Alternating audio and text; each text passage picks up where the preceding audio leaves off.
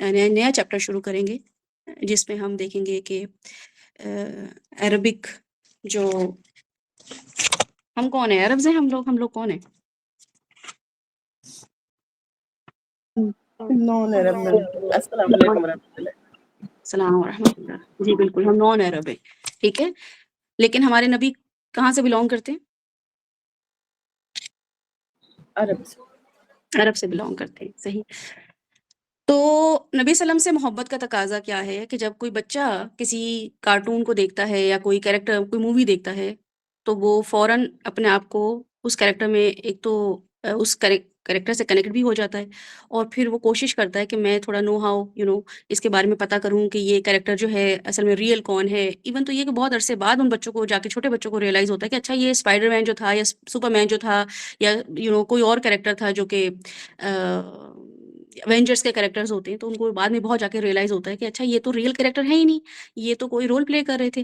اور پھر جب ان کے بارے میں انویسٹیگیٹ کرتے ہیں تو وہ ان کو بہت ایکسائٹیڈ ہوتے ہیں اور بلکہ انویسٹیگیٹ کرتے ہی رہتے ہیں، اس کے بارے میں جانتے ہی رہتے ہیں اور آ کے اپنے پیرنٹس کو بتاتے ہیں. افسوس کی بات یہ ہے کہ ہمارے جو فیمس کیریکٹرز ہیں یا ہمارے جو رول ماڈلز ہیں ہمیں ان کے لیے سیشن کرنا پڑ رہا ہے نا. بچے کبھی بھی سیشن نہیں کرتے. کسی نے شاہ رخ خان کے لیے کوئی سیشن نہیں کیا ہوگا، سلمان خان کے لیے، لیونارڈو ڈی کیپریو کے لیے، بریڈ پٹ کے لیے سیشن کیا نہیں ہوگا کسی نے، ہے نا. میسی کے لیے نہیں کیا ہوگا کہ آج ہم میسی کے محل وقوع کے بارے میں جانتے ہیں، آج ہم شاہ رخ خان جو ہے ان کی دیکھتے ہیں جائے پیدائش کیا تھی، آج سیشن کرتے ہیں. لیکن افسوس کے طور پہ ہم پہ وہ وقت آ چکا ہے کہ ہم نبی وسلم کے بارے میں سیشن ہمیں کرنا پڑ رہا ہے. ہمیں چلتا پھرتا نبی وسلم تو قرآن ہی تھے اور ہمیں بھی قرآن ہی بننا چاہیے تھا. ہماری اخلاق، ہمارے عادات، ہمارے معاملات ایسے ہونے چاہیے تھے کہ ہمارے بچے، ہمارے آس پاس کے لوگ جو ہیں وہ کہتے ہیں کہ بھئی یہ اپنے نبی کی سنت کو فالو کرتے ہیں، اتباع کرتے ہیں، اطاعت کرتے ہیں. تو یہ جو ہے اس طریقے سے ان کی لینگویج جو ہے وہ اس طریقے سے اس کو اڈاپٹ کرنے کی کوشش کرتے ہیں.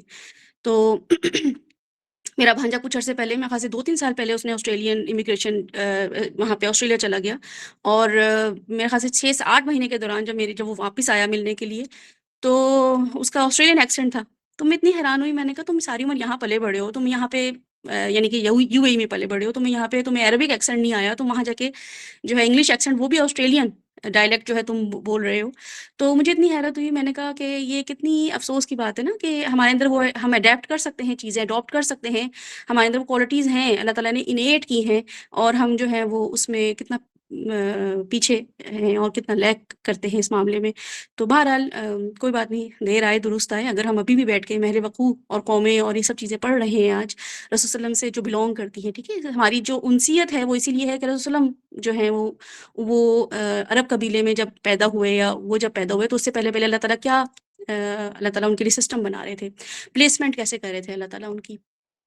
تو وہ ان شاء اللہ تعالیٰ مقصد ہمارا یہ ہے، اور اس کی نیت ہم جو کر کے بیٹھیں گے وہ یہ بیٹھیں گے کہ ہم اپنے بچوں کو، جب ان شاء اللہ تعالیٰ اپنے بچوں کو اور اپنے پوتوں کو، اپنے نواسوں کو جب بیڈ ٹائم سٹوری سنائیں تو کہیں نہ کہیں چھوٹا چھوٹا ایسے واقعات سنا دیں. آپ کو پتہ ہے کہ ابراہیم علیہ السلام کے کتنے بچے تھے، آپ کو پتہ ہے کہ عرب جو تھے وہ کیسے آ کے انہوں نے اپنا کو اسٹیبلش کیا ہے نا. تو جب ہم یہ چیز سمجھیں گے، سیکھیں گے، اپنے بچوں کو بتائیں گے تو ہمارے بچے ان شاء اللہ تعالیٰ، جیسے شاہ رخ خان سلمان خان کے بارے میں اور عمران خان کے بارے میں، نواز شریف کے بارے میں ہمیں پتہ ہے، ہمارے بچوں کو تھوڑا بہت عرب کلچر کے بارے میں نو ہاؤ ہوگی. ٹھیک ہے. اور ہوتا کیا ہے کہ پلیسمنٹ کیا ہوتی ہے، ہسٹری کیا ہوتی ہے، وہ سائیکالوجی بھی آپ دیکھ رہے ہیں کہ وہ ایکچولی ہوتا کیا ہے کہ کسی کی چیز کے بارے میں، حالانکہ اللہ تعالیٰ قرآن پاک میں کہتے ہیں کہ تلک امۃ قد خلت لہا ما کسبت وعلیکم، قرآن پاک میں اللہ تعالیٰ فرماتے ہیں کہ ایک منٹ میں آیت، تلک امۃ قد خلت لہا ما کسبت ولکم ما کسبتم ولا تسألون عما كانوا يعملون.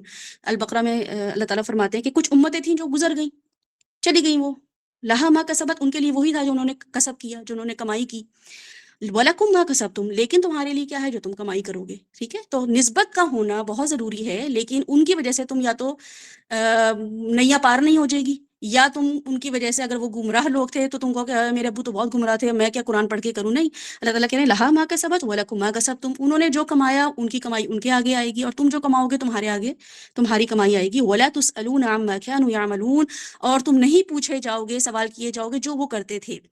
بہرحال یہ تفسیر جو ہے اس کی ڈیٹیل میں ہم جائیں گے کہ بھئی جب سورہ البقرہ آپ لوگ پڑھ رہے ہوں گے تو آپ کو پتہ چلے گا کہ ہمارا کتنا جو ہے نا رول پلے ہے کسی کی بھی ہدایت اور گمراہی میں. ٹھیک ہے. کچھ آیت اس کو ہم سمجھیں کہ وَلَا تَسْأَلُونَ عَمَّا كَانُوا يَعْمَلُونَ، کہ ہم سے تو پوچھا ہی نہیں جائے گا وہ کیا کر رہے تھے، تو ہمیں لوگوں کی کیا پڑی ہے، تو ہمیں کوئی ضرورت ہی نہیں ہے ان کی اصلاح کرنے کی، ان کو گائیڈ کرنے کی. تو اس کی کانٹیکسٹ میں ہم جب ڈیٹیل میں جاتے ہیں تفسیر میں تو اس کو ہم 2-3 طریقوں سے دیکھتے ہیں.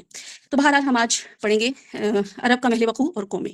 وہ کیوں پڑھیں گے؟ کیونکہ ہمارے نبی صلی اللہ علیہ وسلم وہاں سے بلونگ کرتے تھے. ٹھیک ہے، تو اس لیے ہم ان شاء اللہ تعالیٰ کوشش کریں گے، کیونکہ کچھ ٹرمز ایسی ہیں جو مشکل ہیں، اور چونکہ وہ الفاظ ایسے ہیں جو خالص عرب الفاظ ہیں تو ہمارے لیے بولنے میں، ہمارے لیے لکھنے میں مشکل ہوں گے، لیکن ان شاء اللہ تعالیٰ آپ کے سامنے وہ پاور پوائنٹ بھی پیش کر دیا جائے گا، گروپس میں بھی ڈال دیا جائے گا، تو آپ کو اس سے ہیلپ آؤٹ ہوگا. Otherwise everything is mentioned in detail رحیق المختوم کی بک میں، سب کچھ مینشنڈ ہے. تو میں نے اس کو بہت سمرائز کر کے بہت زیادہ اس کو چھوٹا بنا کے بس آپ کو مین چیزیں اور ٹرمز پتہ چل جائیں اور تھوڑا سا بیک گراؤنڈ پتہ چل جائے کہ آپ چیزوں کو ریلیٹ کر پائیں، وہ میں نے آپ کے لیے آج ان شاء اللہ تعالیٰ کوشش کی ہے کہ اس کو ہم ریلیٹ کر پائیں. اچھا، دوسرا یہ کہ سورہ البقرہ جو ہے، کیونکہ مجھے ایسا لگتا ہے کہ ہم جو بھی چیز پڑھ رہے ہوتے ہیں اس کا قرآن میں کہیں نہ کہیں ہنٹ ہوتا ہے، قرآن میں کہیں نہ کہیں اللہ تعالیٰ اس کے بارے میں ہمیں کچھ نہ کچھ بتا رہے ہوتے ہیں، تو ہمیں بڑا مزہ آتا ہے. یعنی کہ میں جب حضرت ابراہیم کے بارے میں جب بھی قرآن میں پڑھتی ہوں تو یہ سب آج جو ہم پڑھیں گے وہ اس سے ہمیں ریلیٹ کرنے میں آسانی ہوتی ہے. بہت لیٹر آن مجھے ان چیزوں کو کنیکٹ کرنا آیا. شروع میں تو بس پڑھتے تھے، اپنی نالج کے لیے پڑھتے تھے، لیکن اس کے بعد جو ہے مجھے اندازہ ہوا کہ اللہ تعالیٰ یہ پوری جو ہسٹری ہے، عرب ہسٹری، اس کو کس نظر سے دیکھ رہے تھے، کس طریقے سے حضرت ابراہیم علیہ السلام کے ساتھ کانورزیشن کر رہے تھے، ان کے ساتھ معاملات کر رہے تھے. تو میں ساتھ سے ریکویسٹ کروں گی کہ سورہ البقرہ کی آیت نمبر جو ہے وہ 124 آنورڈس لگا دیں، تاکہ اس کو ہم تھوڑا سا قرآن کے تھرو دیکھ لیں، اور پھر انشاءاللہ تعالیٰ ہم عرب محل وقوع کو ڈسکس کریں گے. اعوذ باللہ من الشیطان الرجیم، بسم اللہ الرحمن الرحیم. سورہ البقرہ آیت نمبر 124 آنورڈس. وَإِذِ ابْتَلَىٰ إِبْرَاهِيمَ، اور جب آزمایا اللہ تعالیٰ نے ابراہیم علیہ السلام کو. جی بالکل یہ وَإِذِ ابْتَلَىٰ إِبْرَاهِيمَ رَبُّهُ بِكَلِمَاتٍ فَأَتَمَّهُنَّ قَالَ إِنِّي جَاعِلُكَ لِلنَّاسِ إِمَامًا قَالَ وَمِن ذُرِّيَّتِي قَالَ لَا يَنَالُ عَهْدِي الظَّالِمِينَ وَإِذْ جَعَلْنَا الْبَيْتَ الْمَثَابَةَ لِلنَّاسِ وَأَمْنًا وَاتَّخِذُوا مِن مَّقَامِ إِبْرَاهِيمَ مُصَلًّى وَأَعِدْنَا إِلَىٰ إِبْرَاهِيمَ وَإِسْمَاعِيلَ أَن طَهِّرَ بَيْتِيَ لِلطَّائِفِينَ وَالْعَاكِفِينَ وَالرُّكَّعِ السُّجُودِ وَإِذْ قَالَ إِبْرَاهِيمُ رَبِّ اجْعَلْ هَٰذَا بَلَدًا آمِنًا وَارْزُقْ أَهْلَهُ مِنَ الثَّمَرَاتِ وَمَنْ آمَنَ مِنْهُم بِاللَّهِ وَالْيَوْمِ الْآخِرِ قَالَ وَمَنْ كَفَرَ فَأُمَتِّعُهُ قَلِيلًا ثُمَّ اسْتُرُّهُ إِلَىٰ عَذَابِ النَّارِ وَبِئْسَ الْمَصِيرُ. وَإِذْ يَرْفَعُ إِبْرَاهِيمُ الْقَوَاعِدَ مِنَ الْبَيْتِ وَإِسْمَاعِيلُ رَبَّنَا تَقَبَّلْ مِنَّا إِنَّكَ أَنْتَ السَّمِيعُ الْعَلِيمُ رَبَّنَا وَاجْعَلْنَا مُسْلِمَيْنِ لَكَ وَمِنْ ذُرِّيَّتِنَا أُمَّةً مُسْلِمَةً لَكَ وَأَرِنَا مَنَاسِكَنَا وَتُبْ عَلَيْنَا إِنَّكَ أَنْتَ التَّوَّابُ الرَّحِيمُ رَبَّنَا وَابْعَثْ فِيهِمْ رَسُولًا مِّنْهُمْ يَتْلُو عَلَيْهِمْ آيَاتِكَ وَيُعَلِّمُهُمُ الْكِتَابَ وَالْحِكْمَةَ وَيُزَكِّيهِمْ إِنَّكَ أَنْتَ الْعَزِيزُ الْحَكِيمُ. اور اس کے بعد جو رکوع شروع ہو رہا ہے وَمَن يَرْغَبْ عَن مِّلَّةِ إِبْرَاهِيمَ إِلَّا مَن سَفِهَ نَفْسَهُ. تو یہ بھی اللہ تعالیٰ یہاں پہ بتا رہے ہیں کہ تمہاری سلیکشن کیسے ہوئی تھی. تو انشاءاللہ تعالیٰ ویکینڈ میں کوشش کی جائے گی کہ تھوڑا سا یہاں پہ ہم اس کو بھی دیکھیں گے، سلیکشن جو ہے اللہ تعالیٰ کیسے کرتے ہیں. جو لوگ یہاں پہ تدبر القرآن لے رہے ہیں، انہوں نے بنی اسرائیل کا ٹاپک شروع کر دیا ابھی یا نہیں کیا ہے؟ ہم لوگوں نے کل اسٹارٹ کیا تھا. کر دیا آپ لوگوں نے نا، انٹروڈکشن ہو گیا اس کا. تو کیا سمجھ آیا آپ کو بنی اسرائیل کے اس انٹروڈکشن سے؟ کیا بتا رہے ہیں وہاں پہ اللہ تعالیٰ؟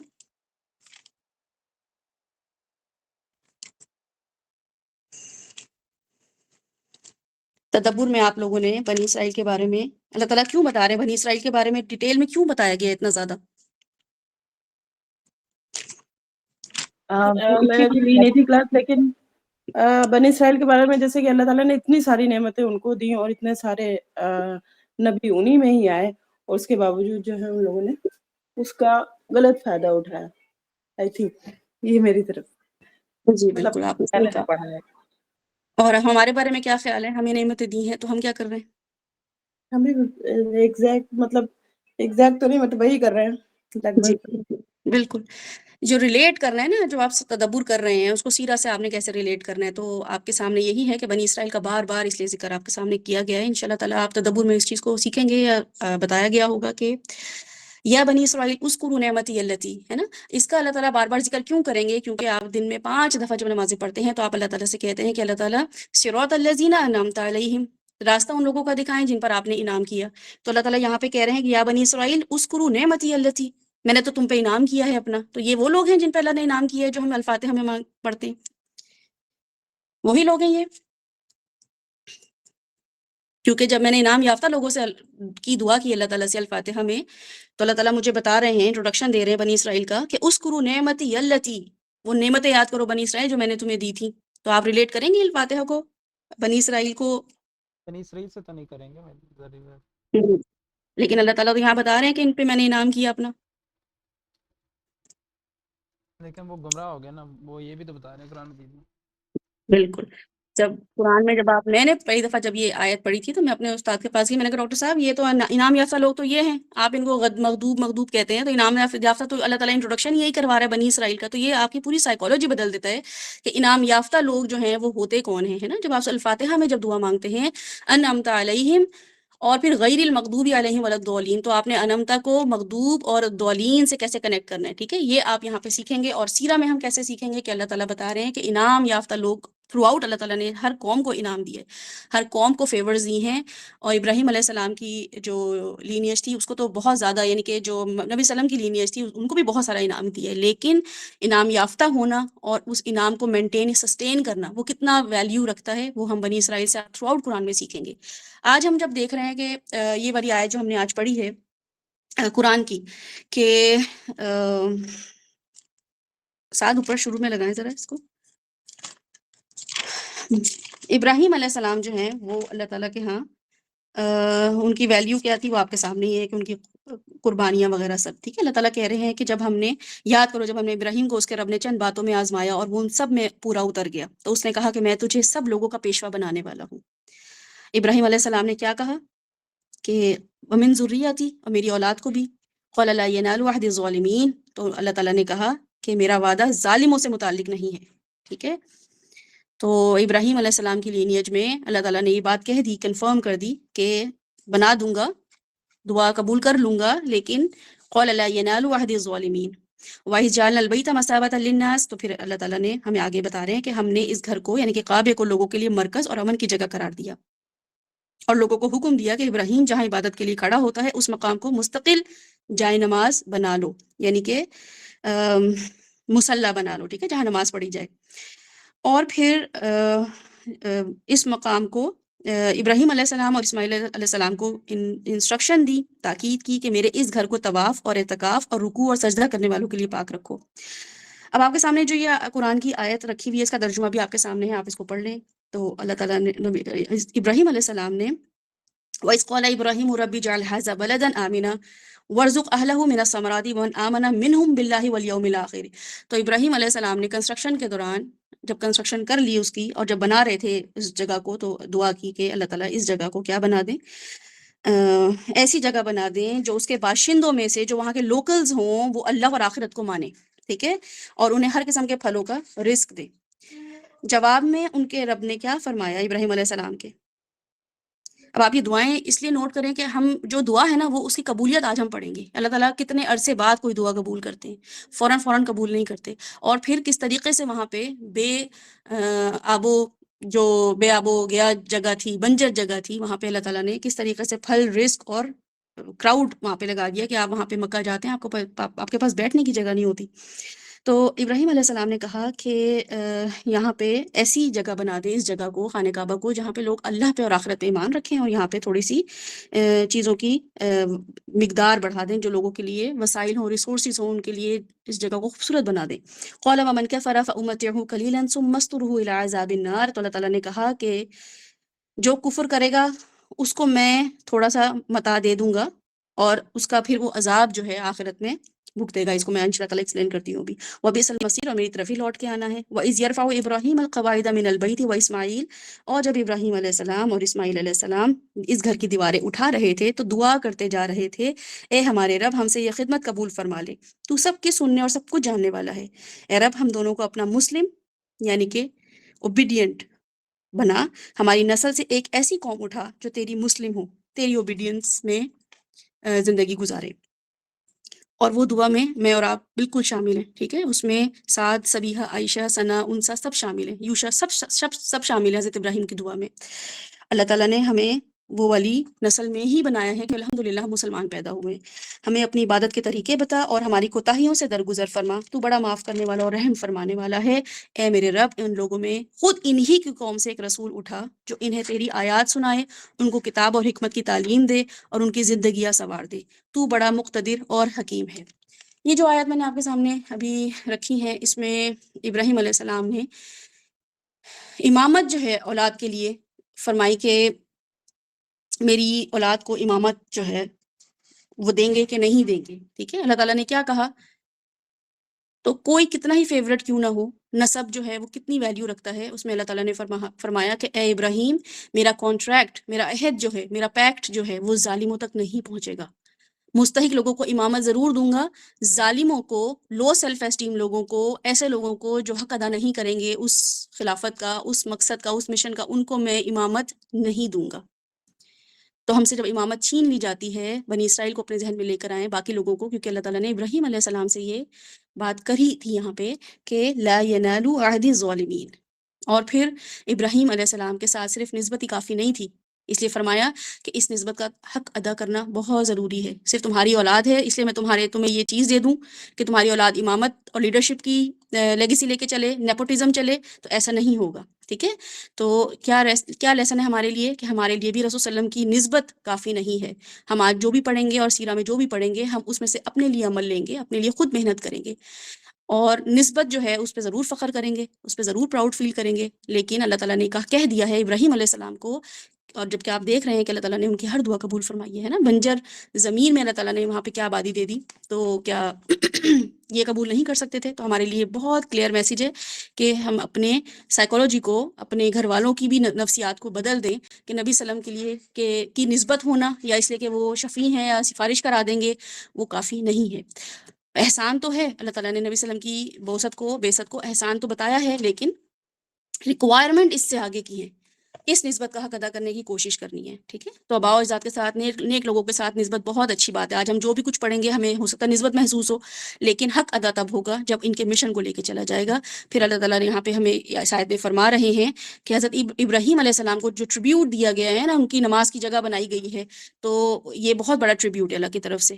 اللہ تعالیٰ نے اپنے حرم کی جگہ پہ ابراہیم علیہ السلام کی یہ پاؤں کے نشان جہاں پہ وہ کھڑے ہوئے تھے، ان کی کس خوبی کی وجہ سے؟ کیونکہ وہ قلب سلیم جو رکھتے تھے، ٹھیک ہے۔ 2 دفعہ قرآن میں قلب سلیم کا لفظ آیا ہے، اور وہ دونوں جو ہیں کس سے ریلیٹ کرتے ہیں، کنیکٹ کرتے ہیں ابراہیم علیہ السلام سے۔ تو ان کی یہ خوبی جو ہے، ضرور اس کو آپ ڈیٹیل میں پڑھیں، ہم کسی سیشن میں ضرور اس چیز کو ڈسکس کریں گے کہ قلب سلیم کیا ہوتا ہے۔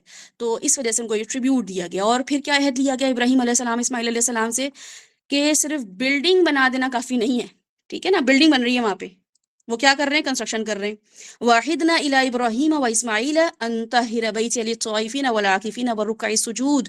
تو یہ جو تم بلڈنگ کنسٹرکٹ کر رہے ہو نا، جو بنا رہے ہو، تو یہ کافی نہیں ہے، مسجدیں اپنے گلیوں کوچوں میں بنا دینا کافی نہیں ہے۔ اللہ تعالیٰ نے ایک اور کام دیا ہے، اللہ تعالیٰ نے ہمیں پاکی کا کانسیپٹ دے رہے ہیں کہ طاہر لوگ وہاں جائیں گے، میک شور کرنا کہ وہاں پہ پاک صاف لوگ جائیں، ہے نا۔ اب بظاہر نان مسلمز الاؤڈ نہیں ہے حرم میں، لیکن وہ تو بظاہر پاک صاف لگتے ہیں، تو کون لوگ ہوں گے؟ وہ جو اندر نہیں جا پائیں گے۔ تو توحید کے کلمے کی یہاں پہ اہمیت پتہ چل رہی ہے کہ اللہ تعالیٰ توحید جو ہے وہ کس طریقے سے اللہ تعالیٰ نے ہماری اس کی اہمیت بتائی ہے، اور ان لوگوں کو، پاک اور خبیث کو، طیب کو اور خبیث کو یہاں پہ ڈفرینٹ ہمارے سامنے کیٹیگری میں لے کر آئے ہیں۔ اب میک شور کریں کہ مرکز توحید ہو، ٹھیک ہے۔ اللہ تعالیٰ نے حکم دیا ابراہیم علیہ السلام کو اس میں کسی اور کی عبادت نہ کی جائے، جیسا ہی حکم ان کے لیے ہے ویسا ہی ہمارے لیے بھی حکم ہے۔ تو یہی کے لیے جو قبلے ہیں اس سے شفٹ ہو کے جو مکہ یہاں بنایا جا رہا ہے، عبادت کی جگہ بنائی جا رہی ہے، آج ہم دیکھیں گے کہ مکہ میں کیسے ڈیولپ ہوا، تو اس میں دیکھیں گے کہ سینسر بدلنے سے خاص لوگ بن گئے لوگ، ٹھیک ہے۔ کیا ہوا اس میں کہ توحید کمپرومائز نہیں چلی، انہوں نے توحید پہ کمپرومائز مت کیا، یہ شفٹنگ آف قبلہ ہوئی ہے۔ تو یہ تفسیر میں پڑھ لیں گے، بہرحال میں آپ سے برین اسٹارمنگ کر رہی ہوں کہ ہم چیزوں کو کس طریقے سے دیکھتے ہیں، اللہ تعالیٰ کس طریقے سے چیزوں کو ہمارے سامنے پیش کر رہے ہوتے ہیں۔ اور پھر اللہ تعالیٰ ہمیں بتا رہے ہیں کہ ابراہیم علیہ السلام نے ساتھ یہ کہ کنسٹرکشن کے ساتھ یہ نہیں کہ چلو بس میرا تو کام ہو گیا، میں نے کنسٹرکشن کر لی اور میں نے مسجد بنا لی اللہ کی، اور بیٹے کو بھی ساتھ لگا لیا، جبکہ تعمیر بھی کی، توحید کا مشن بھی آگے لے کے چلے، اور پھر دعا بھی کی، ٹھیک ہے۔ آپ یہ بھی دیکھیں کہ سائملٹینیسلی سب چیزیں چل رہی ہیں۔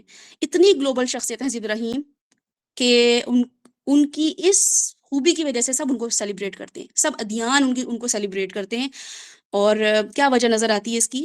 یہی نظر آتی ہے کہ تھرو پریکٹیکل انپٹ بھی دیا انہوں نے، تھاٹ پروسیس بھی اپنا لگایا ہے، سوچا بھی ہے کہ اللہ کون ہے.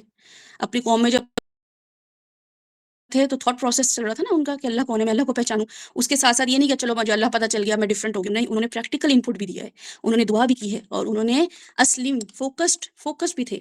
یہ بیلنس بہت ریئر ہوتا ہے، بہت ریئر آپ کو انبیاء میں نظر آئے گا.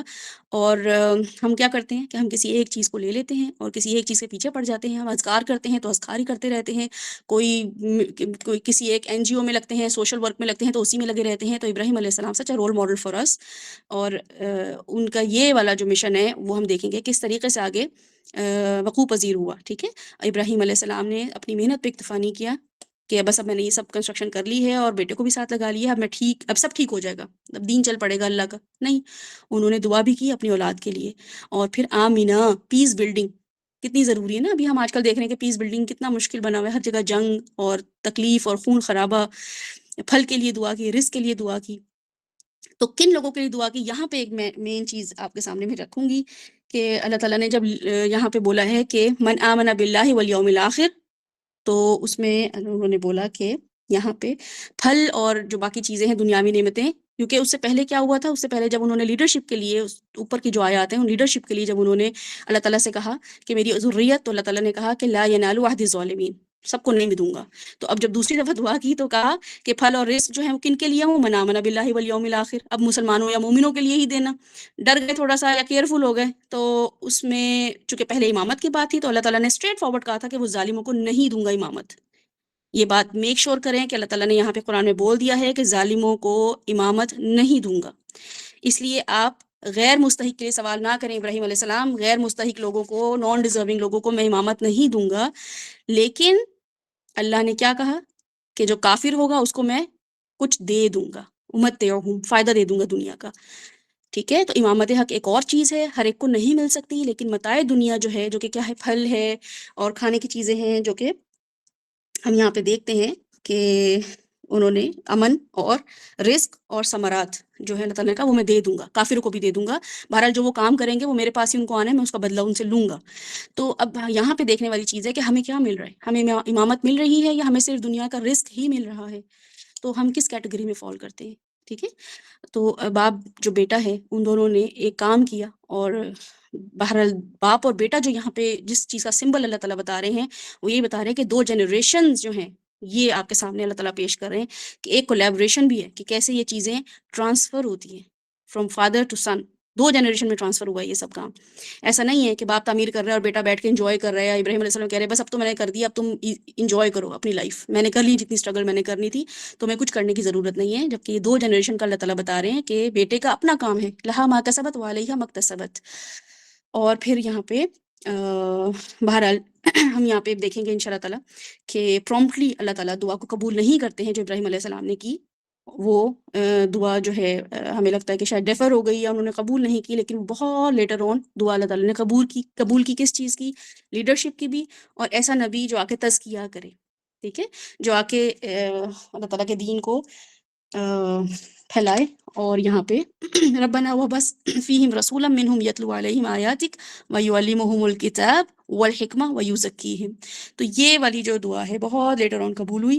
اللہ تعالیٰ ہماری دعائیں قبول کرتے ہیں لیکن تھوڑے پروسیجر اور لمبے پروسیس کے بعد، اس میں چیکنگ چل رہی ہوتی ہے. تو آپ کا جو کام ہے وہ اللہ تعالیٰ آپ سے دیکھ رہے ہوں گے، آپ کی اولاد سے یا ان کی آگے فردر اولاد سے یہ کام جو ہے وہ لے لیا جائے گا انشاءاللہ تعالیٰ. یہ ہمارے لیے بہت بڑی موٹیویشن ہے انشاءاللہ تعالیٰ. آج ہم رحیق المختوم آپ کے سامنے کتاب ہوگی، وہ ساتھ آپ کے سامنے لگا دیں گے، تو آپ اس کو ڈیٹیل میں ویسے گھر میں جا کے بھی دیکھ لیجیے گا. یعنی گھر میں جب آپ ہوں اور آپ کے پاس فری ٹائم ہو تو اچھے سے اس کو سمجھ لیجیے گا. آج ہم موٹی موٹی ٹرمز اس کو استعمال کریں گے. اور ہم یہ دیکھیں گے کہ چونکہ آج نیو کمرز ہمارے ساتھ موجود ہیں، کچھ فرسٹ ٹائم سیشن لے رہے ہیں، تو ہم نے یہاں پہ کچھ چیزوں کو ڈسکس کیا تھا سیرت میں. اگر آپ لوگوں میں سے کوئی اس کو سمرائز کرنا چاہے، ریکیپ کرنا چاہے، تو پلیز ریز یور ہینڈ. ہم نے اب تک کیا کیا کور کر لیا ہے؟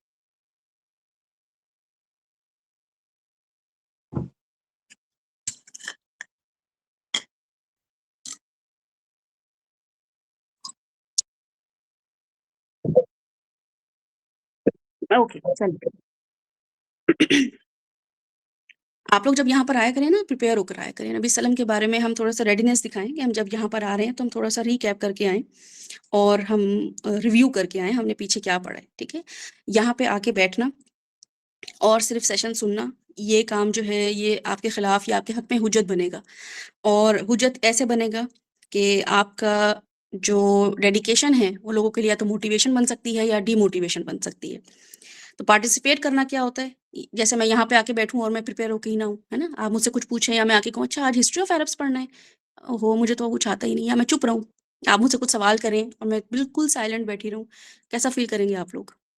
क्या फ़ील होगा आपको कि ये क्यों आई हैं, टाइम वेस्ट कर रही हैं हमारा, हम फालतू तो नहीं बैठे हुए हैं, हम कुछ और कर लेते हैं इस टाइम पे। सबका वक़्त कीमती है ना, हम सबको अपना काम करना है।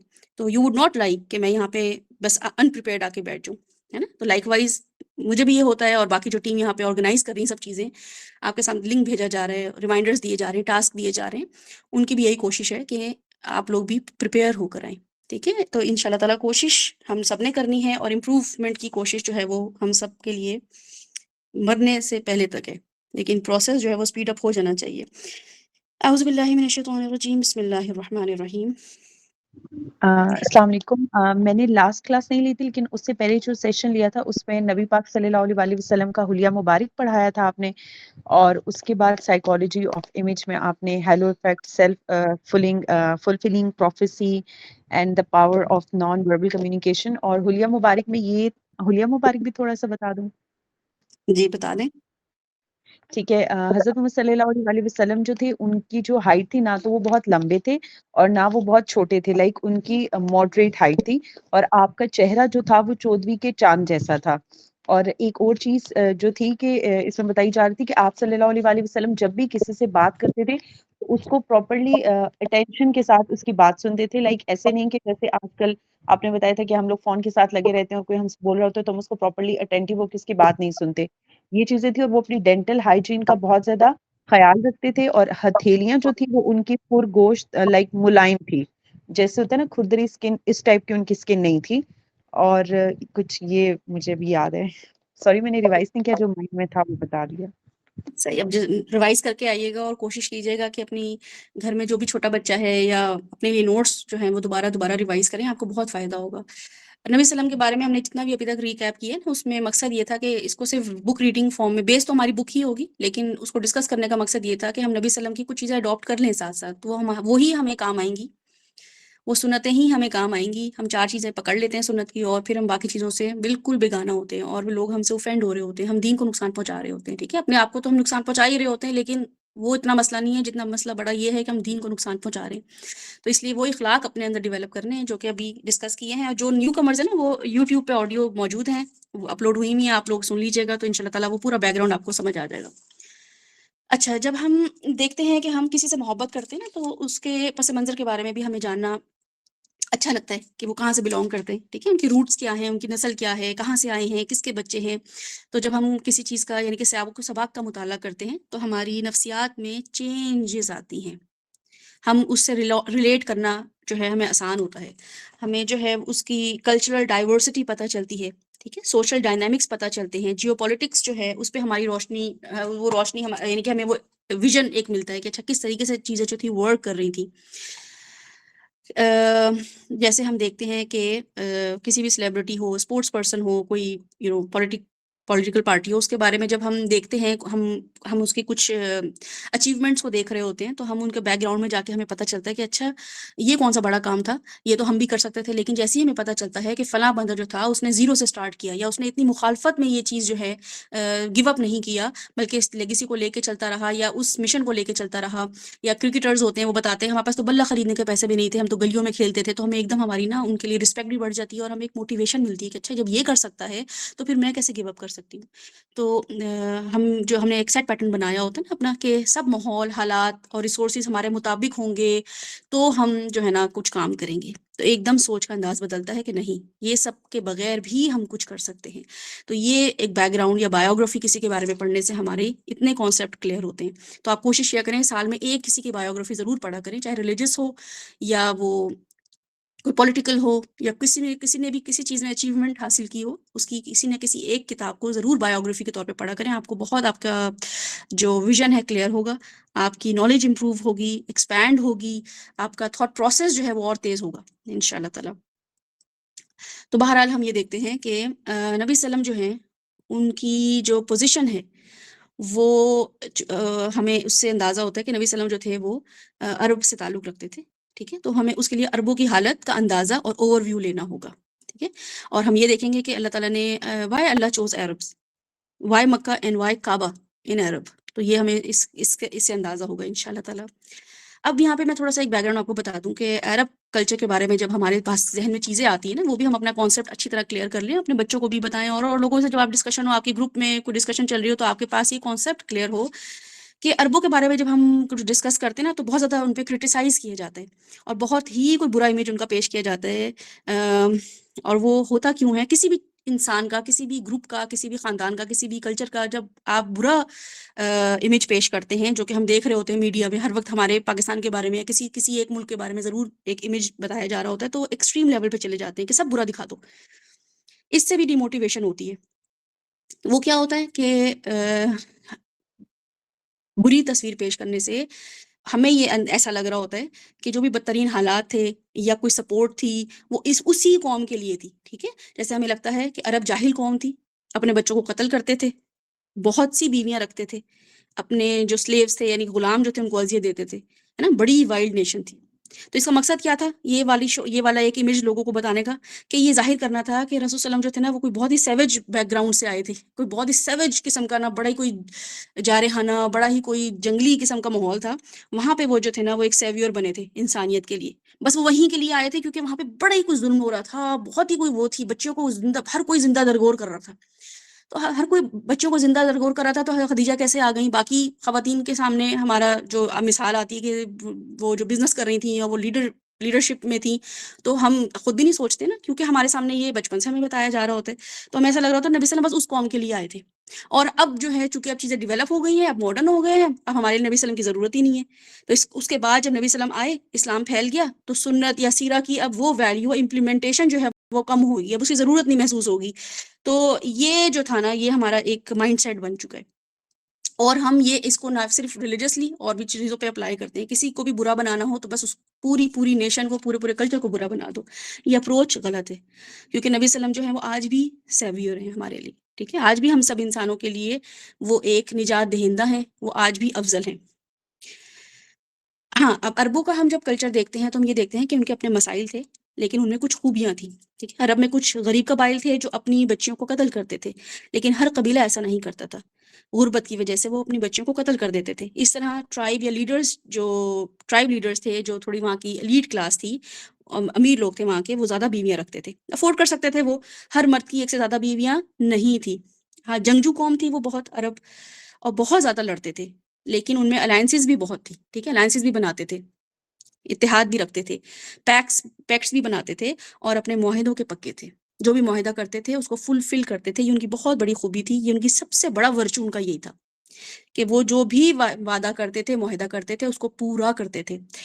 کچھ نے بچوں کو مارا تو کچھ نے بچوں کو بچا بھی لیا. کچھ لوگ بہت جو تھے وہ پرومسکیس تھے، شیملیس تھے، ان کے اندر حیا نہیں تھی. تو کچھ جو تھے وہ بہت ماڈسٹ تھے. کچھ لوگ بہت جنرس تھے اور ہاسپٹیبل تھے. آپ یہ دیکھیں کہ حاجیوں کو ہوسٹ کون کرتا تھا؟ عرب ہی کرتے تھے نا، کیونکہ کعبہ کے کیا تھے؟ وہ کیئر ٹیکر تھے. تو اور ابراہیم علیہ السلام کے زمانے سے جو تھا وہ حج ہوتا چلا آ رہا تھا. نبی صلی اللہ علیہ وسلم نے نہیں شروع کرایا تھا حج، حضرت ابراہیم علیہ السلام کے زمانے سے چلا آ رہا تھا. اور آج آپ نے آیت کے تھرو بھی پڑھ لیا کہ اللہ تعالیٰ نے کہا کہ لوگوں کو بلاؤ اعتکاف کر، جو وہاں کے للطاہرین والعاکفین، کہ وہاں کے جو لوکلز ہیں یا وہاں کے وزٹرز ہیں ان کے لیے یہاں پہ حج کا بلاوا دو، لوگوں کو عبادت کرواؤ وہاں پہ. تو نبی ابراہیم علیہ السلام کے زمانے سے جو تھا وہ حج چلا آ رہا تھا. دنیا بھر سے حاجی آتے تھے، اور کون ہوسٹ کرتا تھا؟ مکنز کرتے تھے، عربز کرتے تھے، بہت جنرس تھے. تو اس میں کیا ہوتا ہے کہ ہم بس عرب کے بارے میں جب ہمارا ایک کانسیپٹ بنا ہوتا ہے یا تو بہت برا، یا پھر ہم ان کی بہت ساری خوبیاں لے لیتے ہیں. تو جو خوبیاں ان میں تھیں وہ واقعی وہ خوبیاں تھیں جو اللہ کو ڈیمانڈ، یعنی کہ جو لیڈرشپ میں چاہیے تھیں، جو قرآن کے لیے معاہدے کے پکے ہونا، میموری اسٹرانگ ہونا، جنگجو ہونا، یہ سب چیزیں ریکوائرڈ تھیں. ٹھیک ہے، صحابہ کرام جنگجو نہ ہوتے تو غزوہ احد نہ ہوتی، غزوہ بدر نہ ہوتی. تو دونوں پارٹیاں جو تھیں، دشمن کی بھی اور ہماری مسلمانوں کی بھی، وہ دونوں ہی جنگجو تھیں، تو اسی لیے یہ سب کوالٹیز جو تھیں وہ ضروری تھیں، ٹھیک ہے. تو کسی بھی چیز کو ہم ڈینائی نہیں کر سکتے، یہ اپروچ بہت غلط ہے. جیسے ہم پاکستان کو ہوسٹ کریں نا، کوئی میچ ہوسٹ کریں ہم، تو وہاں پہ کچھ لوگ جو ہیں، سندھی لوگ جو ہیں یا پنجابی لوگ جو ہیں، وہ ایک کوئی غلط حرکت کر دیں تو بس یہ لیبل لگ جائے کہ پاکستانی تو ہوتے ہی ایسے. حالانکہ کچھ لوگ میں سے ایسے بھی لوگ ہوں گے جو بہت اچھے طریقے سے ہوسٹ کر رہے ہوں گے اس کرکٹ میچ کو، جو ٹیمز آئی ہوں گی. تو یہ اپروچ جو ہے وہ سب ہماری جو ہے نفسیات کو ہماری اپنی نفسیات اس کی وجہ سے بدل دینی چاہیے کہ ہمیں لوگوں کی چاہے وہ دشمنی کیوں نہ ہو، اسٹرینتھ بھی دیکھنی ہے، ویکنس بھی دیکھنی ہے، اپنی بھی اسٹرینتھ دیکھنی ہے اور ویکنس دیکھنی ہے. تو بہرحال ہم میں فیئر ہونا پڑے گا، ٹھیک ہے. تو بہرحال یہ جو اپروچ ہے ہم اربوں سے دیکھتے ہیں، اور ہمیں یہ دیکھنا پڑے گا کہ لوگوں اور قوموں میں موجود خوبیوں کو اوور لک نہیں کر سکتے. یہ بالکل صحیح اپروچ نہیں ہے. تو میڈیا جو بھی ہمیں سکھا رہا ہے اس میں تھوڑا سا اپنا دماغ بھی استعمال کریں اور دیکھیں کہ ہمارے اندر جو کمی ہے ہم اس کو امپروو کریں، دوسروں کے اندر جو اسٹرینتھ ہے وہ ہم لیں ان سے. اگر ہم یہودیوں کو برا کہہ رہے ہیں، اسرائیل کو برا کہہ رہے ہیں، تو آپ دیکھیں انہوں نے اپنی ایک پاور پکڑی ہے، اسٹرینتھ پکڑی ہے. تو اگر صرف ان کو گالیاں دینے سے اگر ہم امپروو ہو سکتے یا ہمارا کچھ ہو سکتا، بیڑا پار ہو سکتا، تو ہم کر لیتے. لیکن بہرحال انہوں نے ایک نیشن سب سے منورٹی ہونے کے باوجود اپنے آپ کو کہاں کھڑا کیا ہے. تو صرف دوسروں کو برا کہنا جو ہے وہ بالکل ہی بیکار چیز ہے، اور یہ ہمیں اس چیز کو اپنی امپروو کرنا ہوگا. بہرحال عرب جو تھے وہ بہت بریو تھے، بہت کریجس تھے، ان کے اندر بہت اسٹرانگ باڈی تھیں، بہت ہی پیشنٹ تھے. اور یہ سب جو تھا ان کے اندر یہ کوالٹیز کس لیے آئی تھیں، کس وجہ سے آئی تھیں، اگر دیکھا جائے تو وجہ یہ تھی کہ صحرائی زندگی جو تھی اس کی وجہ سے وہ بہت ہی ٹالرنٹ تھے، بہت ہی اسٹرانگ تھے. تو صحرا میں رہنے کی وجہ سے وہ ہر چیز کی گرمی سردی، اور آپ کبھی دیکھیں ہم ناردرن ایریاز آپ جاتے ہو پاکستان میں، مری وغیرہ کسی ایسی جگہوں پہ، تو آپ دیکھیں وہاں پہ ونٹر میں آپ چلے جائیں تو ہمارے بچے یا ہم لوگ ٹھٹھر رہے ہوتے ہیں، اور وہ لوگ جو ہیں جیکٹ ایک آدھ کوئی چھوٹی موٹی ٹوپی شوپی پہنی ہوتی ہے انہوں نے، یا انہوں نے کوئی جیکٹ پہنی ہوتی ہے، مگر وہ بھاگ رہے ہوتے ہیں اور ایکٹیو ہوتے ہیں، اور ہمیں تو بس ہیٹر اور کمبل سے نہیں نکلا جا رہا ہوتا ہے نا. تو جو بھی جہاں رہ رہا ہوتا ہے اس کی وجہ سے وہ اس کی اسٹرینتھ ہوتی ہے. اللہ تعالیٰ نے ہمیں جس ماحول میں رکھا ہوتا ہے، جو پلیسمنٹ ہمیں دی ہوئی ہوتی ہے، اس کی وجہ سے ہم اسٹرانگ ہو رہے ہوتے ہیں. نہ کہ ہم یہ کہیں کہ نہیں ہم سائیکولوجیکل افیکٹ نہ ہو جائے، ہم بہت ڈپریشن میں نہ چلے جائیں، میرے گھر کا تو ماحول بہت خراب ہے، میرے علاقے کا تو ماحول بہت خراب ہے. تو ایسا نہیں ہوتا. وہ ماحول ہمیں کہیں نہ کہیں کچھ نہ کچھ اسٹرینتھ دے رہا ہوتا ہے. اگر ہم خود لو سیلف اسٹیم ہماری ہوگی تو ہم ضرور اس میں ہمارا نفسیاتی طور پہ ہم ڈپریس ہو جائیں گے، یا ہم اس کو نیگیٹیوٹی اس میں سے زیادہ کیچ کر لیں گے. لیکن ہم اگر اسٹرانگ ہوں گے تو ہم اس میں سے خیر ہی نکلے گی، کیونکہ اللہ تعالیٰ نے کہا ہے کہ اندھیرے سے ہی میں دن نکالتا ہوں، کوئی الگ سے تو میں دن نہیں لے کر آتا ہوں، وہی اندھیرا ایسا ایسا دن میں بدلتا ہے. تو بہرحال اس میں ہم اپنے آپ کو ضرور ریلیٹ کریں، ساتھ ساتھ کوشش کریں کہ ہم ان چیزوں سے ضرور سیکھیں، ٹھیک ہے. صرف عرب کلچر ہی نہ سیکھیں بلکہ ہم اس سے اپنے لیے لیسن ضرور لیں. بہرحال نبی وسلم جو تھے وہ عرب تھے. اللہ نے آپ کو ابراہیم علیہ السلام کی اولاد سے مکہ میں پیدا کیا. آپ کی ولادت ابراہیم علیہ السلام کے 2500 سال بعد ہوئی. اب جو نوٹس بنا رہے ہیں تو میں سلو بولوں، ورنہ میں سپیڈ اپ کروں گی کیونکہ پھر ٹائم بہت کم رہ جاتا ہے اور ہمارا کور ہو نہیں پاتا ہے. تو کوئی نوٹس بنا رہے ہیں لوگ تو وہ ہینڈ ریز کریں، یا وہ آڈیو میں وہ ریکارڈنگ میں سن لیں. تو لیکن یہ کہ ہاں ٹرمز کچھ ایسی ہیں جو کہ میں چاہ رہی ہوں کہ آپ لوگ نوٹس بنائیں، اس سے آپ کو ذرا آسانی بھی ہوگی سمجھنے میں. تو بہرحال آپ کی ولادت جو تھی نبی صلی اللہ بنا رہے ہیں نوٹس چلے بنا رہے ہیں. جی انم اور سبیہ تو بناتے ہیں نوٹس، تو اس لیے میں ان کی وجہ سے تھوڑا سا سلو ڈاؤن ہو جاؤں گی. آپ کی بھی ولادت ابراہیم علیہ السلام کے 2500 سال بعد ہوئی. عرب کون تھے یہ آپ اس کے بارے میں ہم تھوڑا سا ڈسکور کرتے ہیں کہ عرب کون تھے. ہسٹری بتاتی ہے کہ دیر ور ڈفرنٹ کائنڈ آف عربس، ٹھیک ہے. ایک طرح کی وہ نہیں تھے، ڈفرنٹ کائنڈ آف عربس تھے. جیسے پاکستانی کو آپ سمجھے، میں آپ کو اس مثال دینے کے لیے سمجھا رہی ہوں کہ پاکستانی ایک قوم ہے نا، لیکن بلوچی سندھی الگ الگ ہے نا، تو اس طرح کیٹیگرائز ہوتا ہے. تو لیکن اس کو آپ ویسے کیٹیگرائز نہیں کریں گے، ٹھیک ہے. عربس کو ہم کیسے کیٹیگرائز کریں گے؟ اب ہم عربس کو 3 کیٹیگری میں ڈیوائڈ کرتے ہیں. تو عرب کون تھے؟ وہ لوگ جو عرب پیننسولا میں رہتے تھے. اور اگر آپ کے پاس میپ یہاں پہ ساتھ نے شیئر کیا ہوگا، نہیں تو اس میں رحیق المختوم میں بھی میپ ہے، اس میں اگر آپ دیکھیں تو جزیرہ نما جو ہے اس میں عرب پیننسولا جو ہے اس میں سعودی عرب کا علاقہ آتا ہے، اس کے ساؤتھ میں یمن آتا ہے اور عمان آتا ہے، ٹھیک ہے. تو سعودی عرب، یمن اور عمان، ان سب کی جو کولیبریشن ہے ان سب کو ملا کے ایک نام دیا جاتا ہے، اس کو بولتے ہیں حجاز، ٹھیک ہے. حجاز بولتے ہیں. یہ انٹائر ایریا جو ہے وہ حجاز کہلاتا ہے. اور اب یہاں پہ 3 طبقے کے لوگ رہتے تھے. 3 طبقے جو تھے، یعنی کہ عرب جو تھے وہ 3 کیٹیگریز میں ڈیوائیڈ ہو گئے تھے. پہلی کیٹیگری جو تھی ان کی عرب البائدہ. اچھا، وہ کسی نے کچھ سوال کیا ہے تو ساتھ میں اگر آپ وہ لگا دیں پاور پوائنٹ کے بجائے بک، یا پیج بتا دیں. اوکے. فرسٹ کیٹیگری ہے عرب البائدہ، ٹھیک ہے، اور یہ طبقہ اب ایکسٹنکٹ ہو چکا ہے. عرب البائدہ جو ہے ان کے گھروں کے کھنڈرات ہمیں نظر آتے ہیں، یہ لوگ اب نہیں ہیں. 3 کیٹیگری عربوں کی ہے جس میں عرب بائدہ ہیں، عاربہ ہیں اور باقیہ ہیں.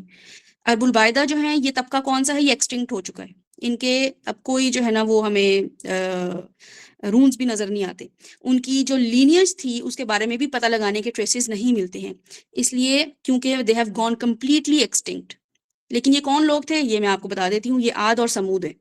ان کا ذکر قرآن پاک میں آیا ہے، اور یہ ساؤتھ آف حجاز جو ہے، یمن اور عمان کے بارڈر کے قریب، ٹھیک ہے، this is where the Thamud used to live, south of Hijaz. اور حجاز کیا ہے وہ آپ کو میں نے بتایا کہ سعودی عربیہ، یمن، عمان، ان سب کو جو کرنٹ جو پیننسولا ہے اس کو حجاز بولتے ہیں.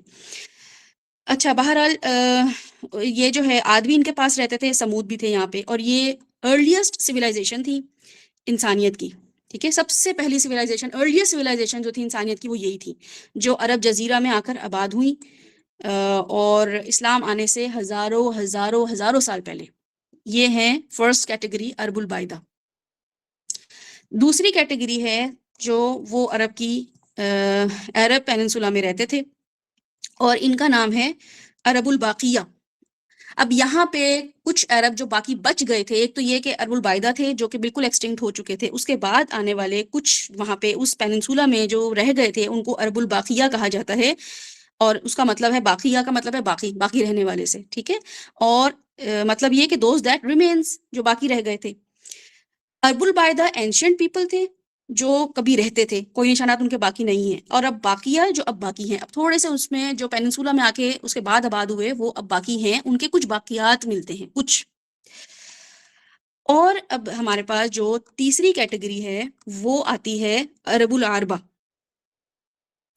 العرب العربہ، اس میں کیا ہے کہ یہ پیور عربز ہیں، اوریجنل عربز ہیں، اور ان کی آگے فردر جو عربہ ہیں ان میں ایک مستعربہ ہیں اور ایک عربہ ہیں. اب وہ کون ہیں وہ میں آپ کے سامنے آج ابھی ایکسپلین کر رہی ہوں، وہ آپ غور سے سنیں. یہ جو ہیں قحطان کے نام سے مشہور ہیں. جو اب قحطانی ہے نا وہ ایکچولی ایک آدمی کا نام تھا، قحطان، جو نوح علیہ السلام کے ڈیسینڈنٹ میں سے تھا. کہا جاتا ہے کہ نوح علیہ السلام کے 3 بیٹے تھے، اور اس وقت بہت بڑا ایک فلڈ آیا، جو کہ نوح علیہ السلام کے زمانے میں آپ کو پتہ ہے فلڈ آیا تھا. سب مر گئے تھے، کچھ لوگ سروائیو کر گئے نوح علیہ السلام کے ساتھ، اور کہا جاتا ہے کہ 80 لوگ بچ گئے تھے. ٹھیک ہے، جو تفسیر میں یا مفسر یا جو ہسٹورینز ہیں وہ بتاتے ہیں کہ 80 لوگ جو تھے وہ بلیوڈ نوح علیہ السلام، تو وہ لوگ بچ گئے تھے. جو لوگ اس کے بعد زندہ رہے 80 لوگوں میں سے، تو آنے والی نسلیں ان میں سے جو بنی یا ان کی نسلیں جو آگے ان کے ڈیسینڈنٹ جو تھے وہ بنیادی طور پر نوح علیہ السلام کی اولاد میں سے تھے. ان کے 3 بیٹے تھے. ایک بیٹے کا نام سام تھا، اور سام کی نسل کے لوگ سامیت کے نام سے جانے جاتے تھے. ان کی اولاد کا نام قحطان تھا. ٹھیک ہے، سام کے جو ایک اولاد تھی اس کا نام قحطان تھا. قحطان کے بیٹے کا نام تھا یارب، اور یہ یارب ریزمبل کرتا ہے عرب سے. عرب کہاں سے نکلا؟ یارب سے، یارب. اوکے، تو یارب جو ہے اس کی آگے جو اب چلے گی نسل وہ عرب کہلائے گی. تو یہ ریزمبل کرتا ہے یارب عرب سے، اس لیے میں آپ کو بتا رہی ہوں تاکہ آپ ریلیٹ کر سکیں. بہرحال یہ آدمی یارب جو تھا وہ حجاز کے علاقے میں آیا، وہاں کے آباد ہو گیا، اس لیے قحطان کو عربوں کا باپ سمجھا جاتا ہے. تو وہ ایگزیکٹلی کہاں آ کر آباد ہوئے تھے؟ وہ ساؤتھ پارٹ آف حجاز میں آ کر آباد ہوئے تھے. اوکے، نوح علیہ السلام کی یہ میں آپ کو جو نسل بتا رہی ہوں اس میں سے آپ اس کو ریلیٹ کریں.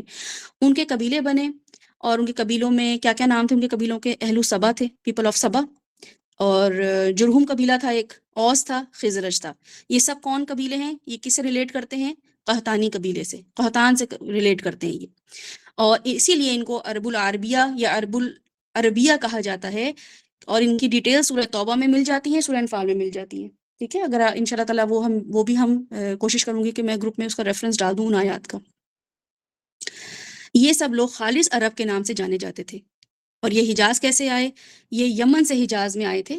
اور یمن کہاں ہے؟ اگر آپ میپ میں دیکھیں گے جو کہ رحیق المختوم میں موجود ہے، تو ساؤتھ میں، پیننسولا کے ساؤتھ میں ہے.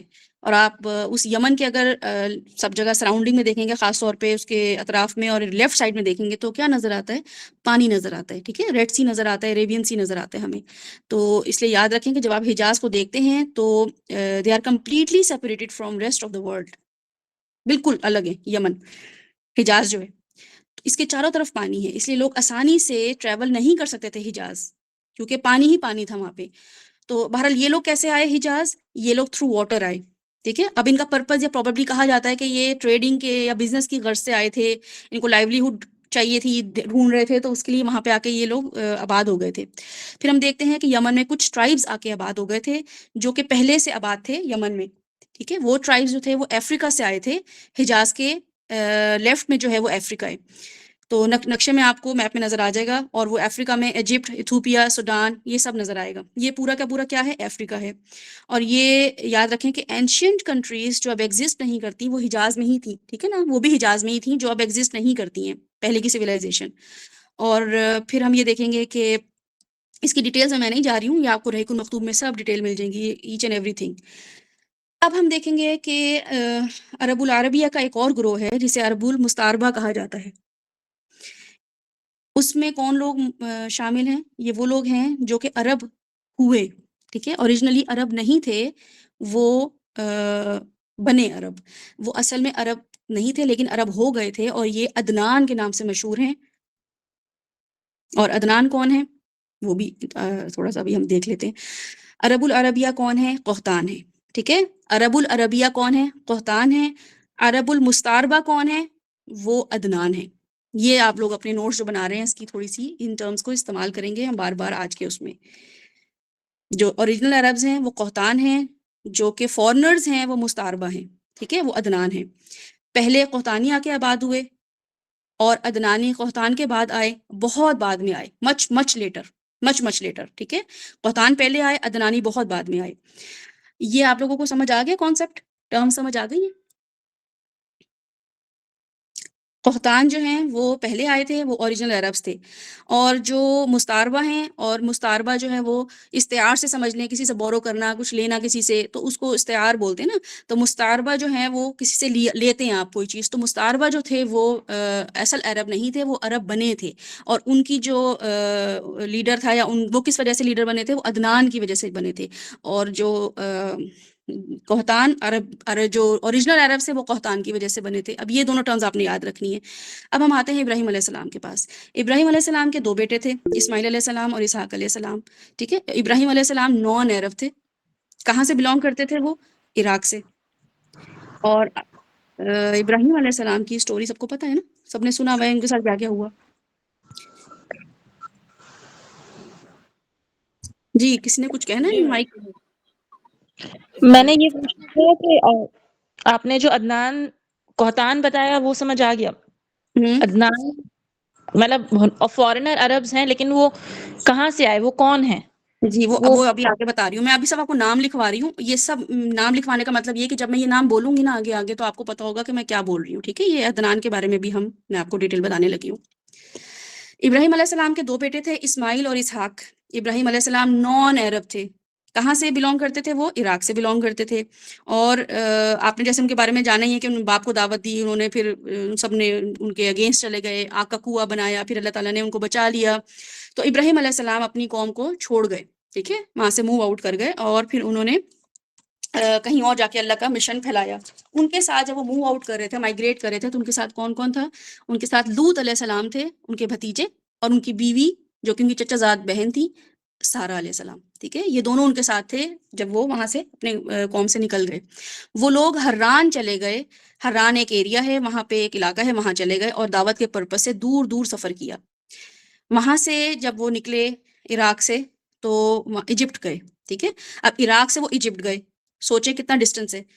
دعوت کی غرض سے یہ لوگ پیدل سفر کر رہے ہیں، ہے نا. سبحان اللہ، کتنا ہمیں اتنا پراؤڈ فیل ہوتا ہے کہ اللہ کے کام کے لیے ہمیں چھوٹا موٹا کچھ ایفرٹ کرنی ہو تو ہمیں لگ رہا ہوتا ہے کہ پتہ نہیں ہم نے کتنے پاپڑ بیل لیے ہیں. ہمارے سامنے جب یہ مثالیں آتی ہیں تو ہمیں لگتا ہے کہ اللہ تعالیٰ کیسے کمپیئر کریں گے قیامت والے دن ان کی ایفرٹ کو ہماری ایفرٹ کو. تو بہرحال وہ پھر ایجپٹ سے، عراق سے ایجپٹ انہوں نے ٹریول کیا. ابراہیم علیہ السلام نے مصر تک جب سفر کیا دعوت کی غرض سے، وہاں نمرود سے ان کا سامنا ہوا.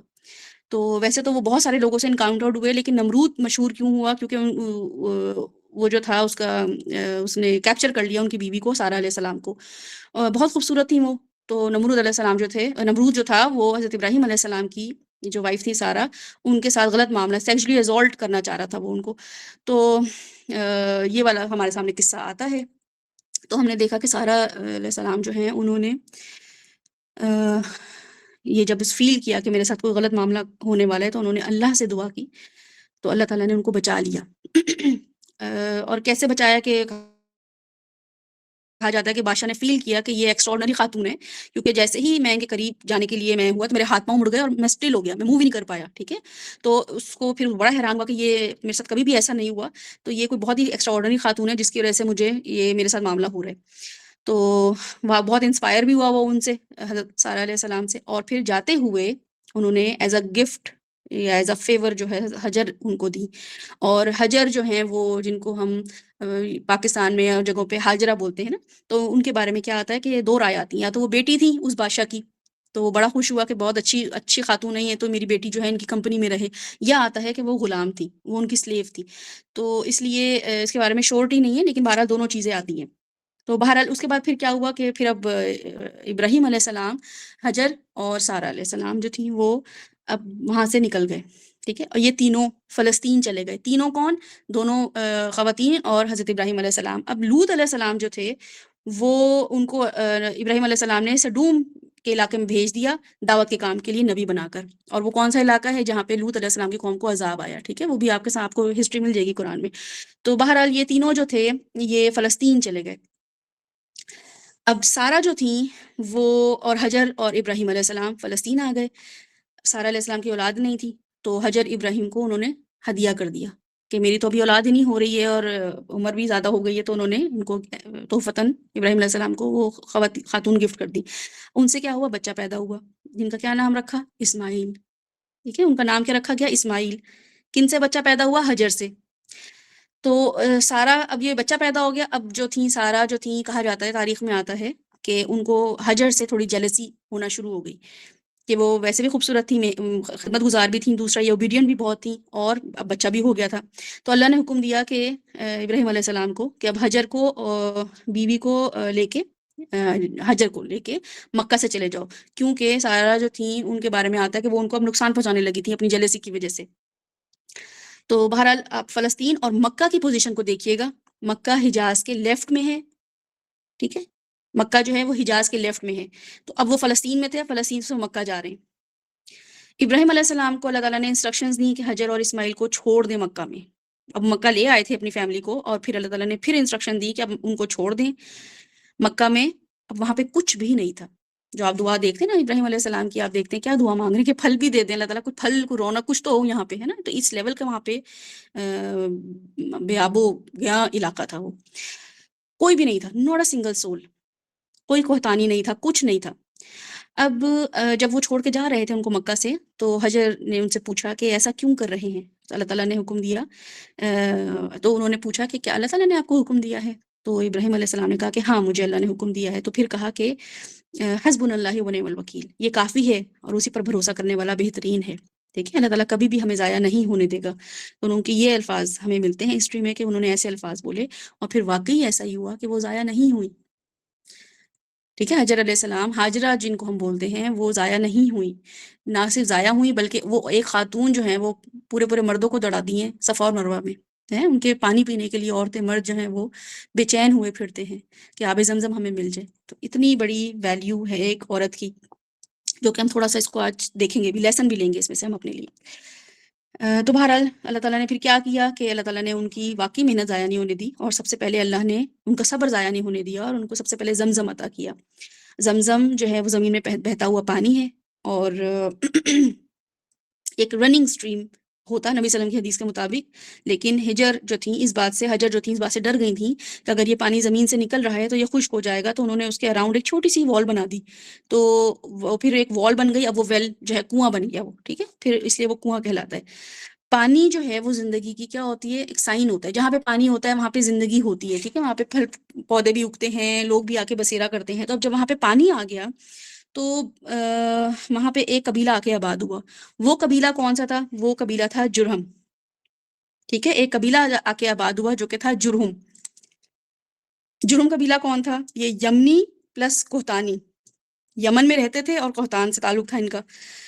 تو ہوا کیا تھا، وہاں پہ ایک سیلاب آ گیا تھا، سیل الارم کے نام سے جو ایک سیلاب بہت بڑا آیا تھا وہاں پہ. تو وہاں پہ سیلاب آ گیا تھا، تو وہ لوگ جو تھے اپنے وہاں سے نکل گئے کیونکہ ان کے پاس اب جگہ نہیں رہی تھی، تو وہ جگہ تلاش کرتے پھر رہے تھے رہنے کے لیے. تو کبھی کوئی کبھی رک رہے تھے، کوئی کہیں رک رہا تھا. تو جب وہ یہاں سے گزرے مکہ سے، تو انہوں نے وہاں پہ دیکھا کہ پانی ہے، تو انہوں نے حجر سے جو ہے نا اجازت لی کہ ہم آپ کے ساتھ یہ پانی شیئر کر سکتے ہیں، ہم یہاں پہ رہ سکتے ہیں.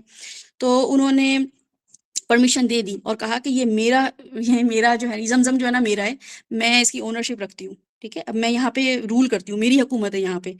تو لیکن یہ کہ آپ آ کے ہمارے ساتھ رہ سکتے ہیں، شیئر کر سکتے ہیں. تو پھر قحطانی جو ہے وہاں آ کر آباد ہو گئے. ٹھیک ہے، اب یہاں پہ آپ غور کریں کہ قحطان جو ہیں وہاں پہ آ کے آباد ہو گئے ہیں، جرہم کا قبیلہ ہے. اسماعیل علیہ السلام جو ہیں وہ کہاں پہ پیدا ہوئے، کہاں پہ پلے بڑھے، وہیں پہ. اور کن لوگوں میں وہ رہ رہے تھے، وہ جرہم میں پل بڑھ رہے تھے. ٹھیک ہے، جرہم قبیلہ چونکہ وہاں پہ آ کے وہ آباد ہو گیا تھا، اور اسماعیل علیہ السلام ان کی اب برنگنگ ہو رہی تھی. تو جب وہ بڑے ہوئے تو انہوں نے جرہم میں ہی شادی کر لی. تو اب ان کی اولاد اور ان کی اولاد، یعنی کہ اسماعیل علیہ السلام کی اولاد اور ان کی آگے فردر اولاد، وہ سب کیا کہلاتے ہیں؟ بنو اسماعیل کے نام سے مشہور ہیں. ٹھیک ہے، ان کا نسب کس سے ملتا ہے؟ جو اسماعیل علیہ السلام کی اولاد کا نسب کن سے ملتا ہے؟ اسماعیل علیہ السلام سے. اسماعیل علیہ السلام کی نسل سے ایک شخص تھا عدنان. ٹھیک ہے، اسماعیل علیہ السلام کی نسل سے ایک شخص تھا عدنان. عدنان اور اسماعیل علیہ السلام کے درمیان 7 سے 10 نسلوں کا فرق ہے. 7 to 10 جنریشن جو ہیں ان میں اس کا گیپ ہے. وہ لوگ جو اپنا نسب عدنان جو ہیں عدنان سے لے کر آتے ہیں، وہ اپنا نسب اسماعیل سے لے لیتے ہیں. وہ کہتے ہیں کہ بھئی عدنان کے جو دادا پردادا اور فور فادرز وہ کون ہیں؟ اسماعیل ہیں. تو وہ اسماعیل سے جو ہے اپنا لنک کرتے ہیں، لیکن وہ عدنانی کہلاتے ہیں. ٹھیک ہے، اب عدنانی کہلاتے ہیں کیونکہ عرب قبیلہ، عرب جو کلچر ہے نا، اس میں ٹرائبس اور ان چیزوں کی بڑی ویلیو ہے. تو آپ کے سامنے جب نام آ رہے ہیں تو اس کو آپ یہ یاد رکھیں گے تو آپ کو پتہ چلے گا کہ نبی صلی اللہ علیہ وسلم جو تھے وہ کہاں سے بلونگ کرتے تھے، عدنانی تھے یا قحطانی تھے، تو اس سے آپ کو اندازہ ہوگا. اور پھر صحابہ کے بارے میں، دشمنوں کے بارے میں بھی آپ کو پتہ چلے گا کہ مشرکین مکہ وہ بھی کس قبیلے سے بلونگ کرتے تھے. تو وہ بھی آپ ریلیٹ کر پائیں گے جب آپ سیرہ کو آگے فردر آپ دیکھیں گے. تو بہرحال وہ جو عدنانی تھا، جو عدنانی کہلاتے تھے، دوسرے لفظوں میں وہ کیا تھے؟ اسماعیل علیہ السلام کی اولاد تھے. تو اصل میں وہ عرب نہیں تھے، کیونکہ اسماعیل علیہ السلام جو تھے وہ عرب نہیں تھے، لیکن وہ عرب بن گئے تھے کیونکہ اسماعیل علیہ السلام نے قحطانی سے شادی کر لی تھی، تو اس لیے وہ عرب بن گئے تھے. اب آگے ان کی جو نسل چلی وہ عرب کہلائی. تو اسماعیل علیہ السلام کی اولاد میں سے ہونا اس معاشرے میں بہت شریف سمجھا جاتا تھا. ٹھیک ہے، تو عرب کا سب سے اچھا قبیلہ جو تھا، عدنانی کا سب سے اچھا قبیلہ. اب عدنانی کے آگے آپ دیکھیں قبیلے آگے فردر جو بنے ہیں، ان میں سب سے اچھا قبیلہ جو کنسیڈر کیا جاتا تھا وہ تھا قریش. اور قریش کون سا قبیلہ ہے؟ کس کا قبیلہ ہے قریش؟ جانتے ہیں ہم قریش قبیلے کو؟ سارے نبی کا انہیں سے ہی نسب ہے نا، قریش جی قبیلے سے. بالکل بالکل. قریش جو ہے ہمارے نبی صلی اللہ علیہ وسلم کا قبیلہ ہے، اور قریش عدنانی کا سب سے اچھا قبیلہ کنسیڈر ہوتا تھا. تو عدنان جو ہے وہ نبی صلی اللہ علیہ وسلم کے 20ویں دادا ہیں. عدنان نبی صلی اللہ علیہ وسلم کے 20ویں دادا ہیں. ٹھیک ہے، یہ آپ ذہن میں رکھیں. اور پھر یہ ذہن میں رکھیں کہ اسماعیل اور عدنان کے درمیان 7 سے 10 جنریشن ہے. تو یہ اب آپ اس کو تھوڑا سا ریلیٹ کر پائیں گے کہ عدنانی کون تھے اور قحطانی کون تھے. ٹھیک ہے، عدنانی جو تھے وہ اسماعیل علیہ السلام کی تھے اور وہ عرب بنے تھے. اس میں سے اب کسی کو کوئی کنفیوژن ہے؟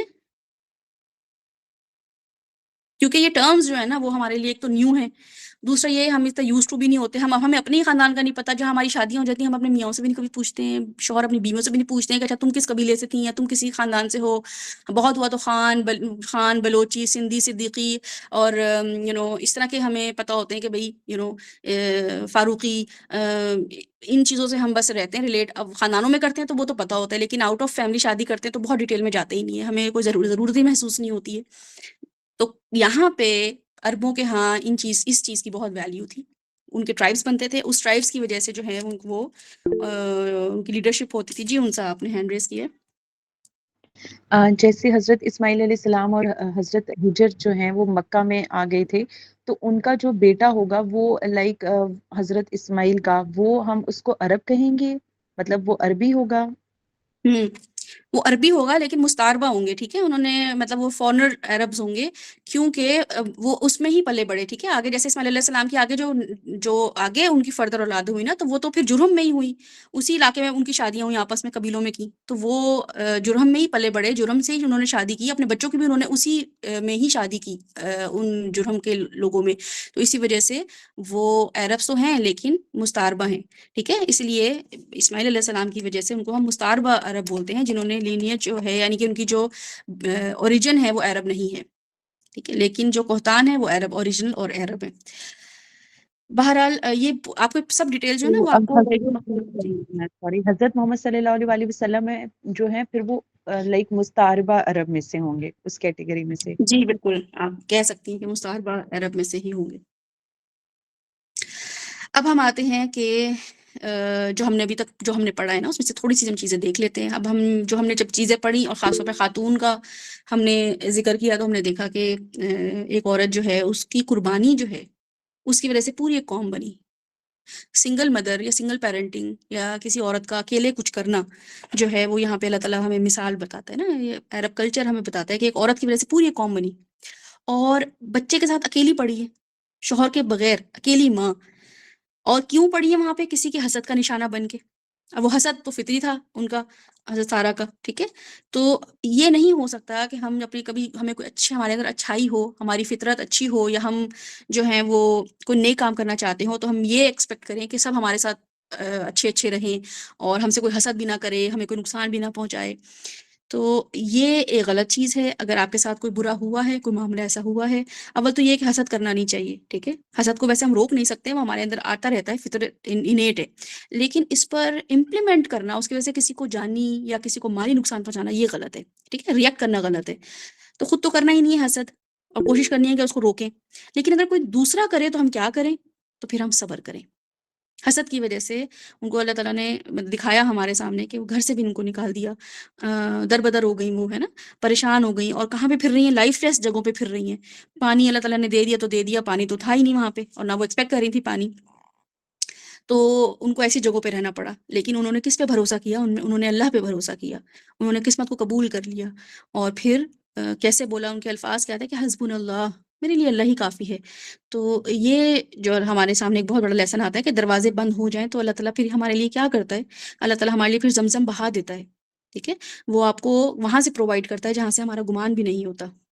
ہمارے قدموں کے نیچے سے پانی نکال دیتا ہے. ہم کہہ رہے ہوتے ہیں اچھا کہاں سے، کیسے ہوگا، کیسے مینج کریں گے، کیسے معاملہ کریں گے؟ تو اللہ تعالیٰ ہمیں بتاتے ہیں کہ میری جو چیزیں ہونے والی ہیں اس کو کوئی نہیں روک سکتا. تو میرا فضل جو ہے وہ اللہ کے ہاتھ میں ہے، اور وہ اللہ کے ہاتھ میں ہے، اور ہاتھ وہ دے دیتا ہے، اپنا فضل والا ہاتھ وہ دے دیتا ہے. حاسد لوگوں سے کنفرنٹیشن سے بھی اوائڈ کرنا چاہیے، کوشش کریں کہ ان سے اوائڈ ہی کریں. ان کے آپ دلوں کو چیر پھاڑ کے ان کو امپروو نہیں کر سکتے، بس اوائڈ کیا کریں. تو بہرحال پھر کیا ہوا کہ اچھا ہم دیکھتے ہیں کہ سارہ علیہ السلام کو بھی اللہ تعالیٰ نے ایک بچہ دیا، اور اس کا کیا نام تھا؟ سارہ علیہ السلام جو تھی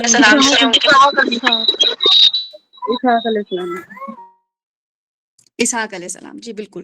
اور وہ 13 سال بعد فلسطین میں پیدا ہوئے، ٹھیک ہے. ابراہیم علیہ السلام نے اسماعیل علیہ السلام کو مکہ میں آباد کیا اور دعا کی، جو کہ ابھی ہم نے پڑھی ہے. تو ان شاء اللہ تعالیٰ ہمارے لیے سب سے بڑا لیسن کیا ہے یہاں پہ کہ دیکھیں نیکی کا بدلہ انجام ضرور ہوتا ہے. وہ ہمیں نظر نہیں آ رہی ہوتی، ہمیں انجام نظر نہیں آ رہا ہوتا، ہم جو بھی نیکی کر رہے ہوتے ہیں نا، بلکہ ہمیں کیا ہوتا ہے بعض اوقات بہت برا ریئیکشن مل رہا ہوتا ہے اس نیکی کا. تو اس لیے کہا جاتا ہے، جو محاورہ ہے کہ نیکی کر دریا میں ڈال، کہ بس آپ کو نظر ہی نہ آئے، پانی میں کہیں گم ہو جائے آپ کی نیکی. تو نیکی کا بدلہ ضرور ہوتا ہے، اور اگر نہ ہوتا تو آج ہم اتنے سالوں بعد بیٹھ کے نہ پڑھ رہے ہوتے، کہیں گم ہوئی بھی ہوتی، حضرت ہاجرہ بھی، حضرت سارہ بھی. تو جس طرح جہاں ہمیں کہیں جانا ہوتا ہے نا، کسی منزل پہ جانا ہوتا ہے، جیسے آپ کو کسی کے گھر جانا ہے، دوست کے گھر جانا ہے، تو آپ کو وہ جگہ تو نظر نہیں آ رہی، لیکن آپ کو پتہ ہے کہ ہاں میں چلی جاؤں گی وہاں پہ. گھر نظر تو نہیں آ رہا ہوتا نا، کتنی دور دور گھر ہوتے ہیں، کسی دوسرے ملک میں جانا ہوتا ہے، وہ جگہ تو نہیں ہمیں نظر، ڈیسٹینیشن تو نظر نہیں آ رہی ہوتی ہے. اسی طریقے سے منزل چاہے نظر نہ بھی آئے نا، اس کا مطلب یہ نہیں ہے کہ ہم اس پہ جائیں ہی نہ، چلیں ہی نہ، ڈس ہارٹ ہو جائیں، ڈی موٹیویٹ ہو جائیں. ضرور یہ امید رکھیں کہ اجر ضرور موجود ہے، ٹھیک ہے. نظر نہ بھی آ رہا ہو تب بھی ہم صبر کریں گے اور اجر اللہ سے ہی مانگیں گے. تو بہرحال اب یہاں پہ ہم یہ دیکھتے ہیں کہ اگلی جو معاملہ ہمارے سامنے آیا وہ یہ آیا کہ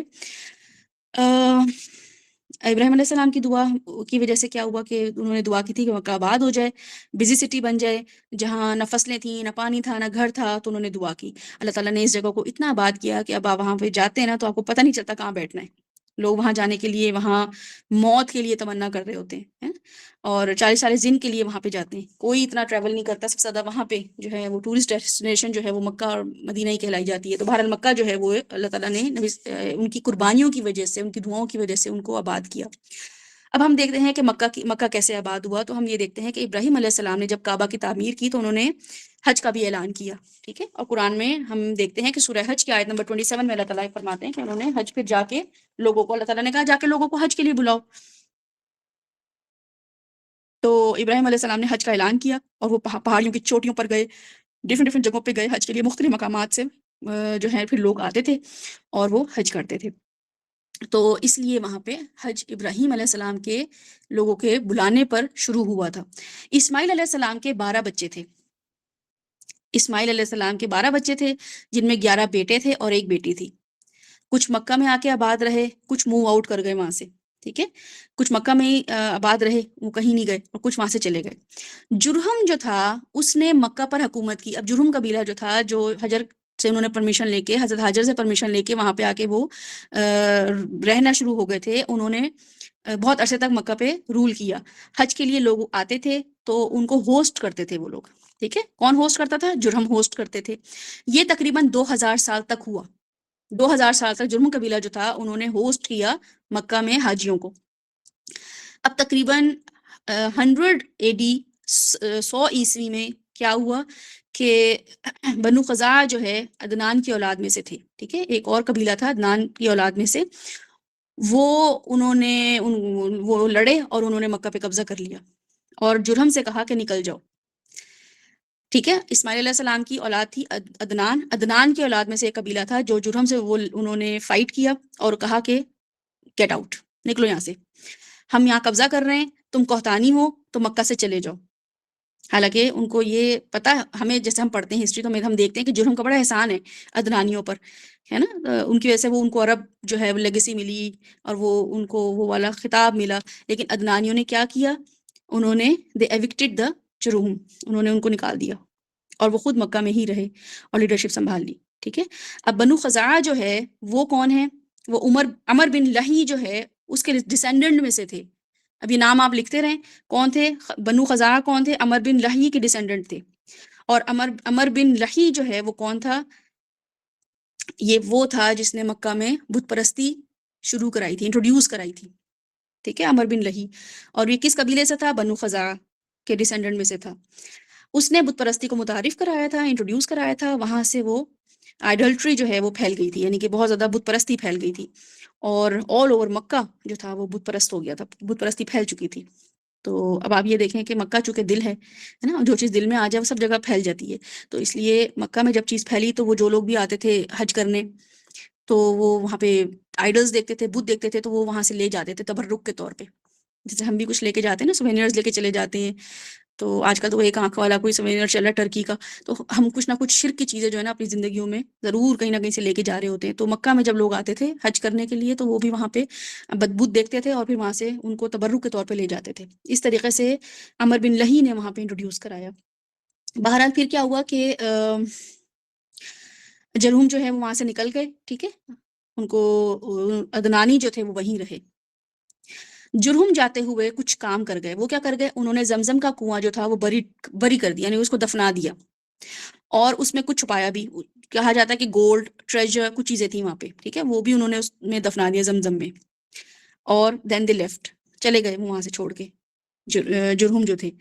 اب زمزم جو ہے کنواں وہ بند ہے. ٹھیک ہے، نبی صلی اللہ علیہ وسلم نے جب یہاں پہ ہم دیکھیں گے کہ زمزم کا کنواں کیسے کھدا، نبی صلی اللہ علیہ وسلم کے دادا نے اور ان کی جو فور فادرس ہیں انہوں نے کیسے اس چیز کو دیکھا، وہ بھی آپ کے سامنے ہسٹری میں آئے گا. تو آپ اس چیز کو ذہن میں رکھیں کہ جرہم قبیلے نے کنویں کو بند کر دیا تھا، دفن کر دیا تھا.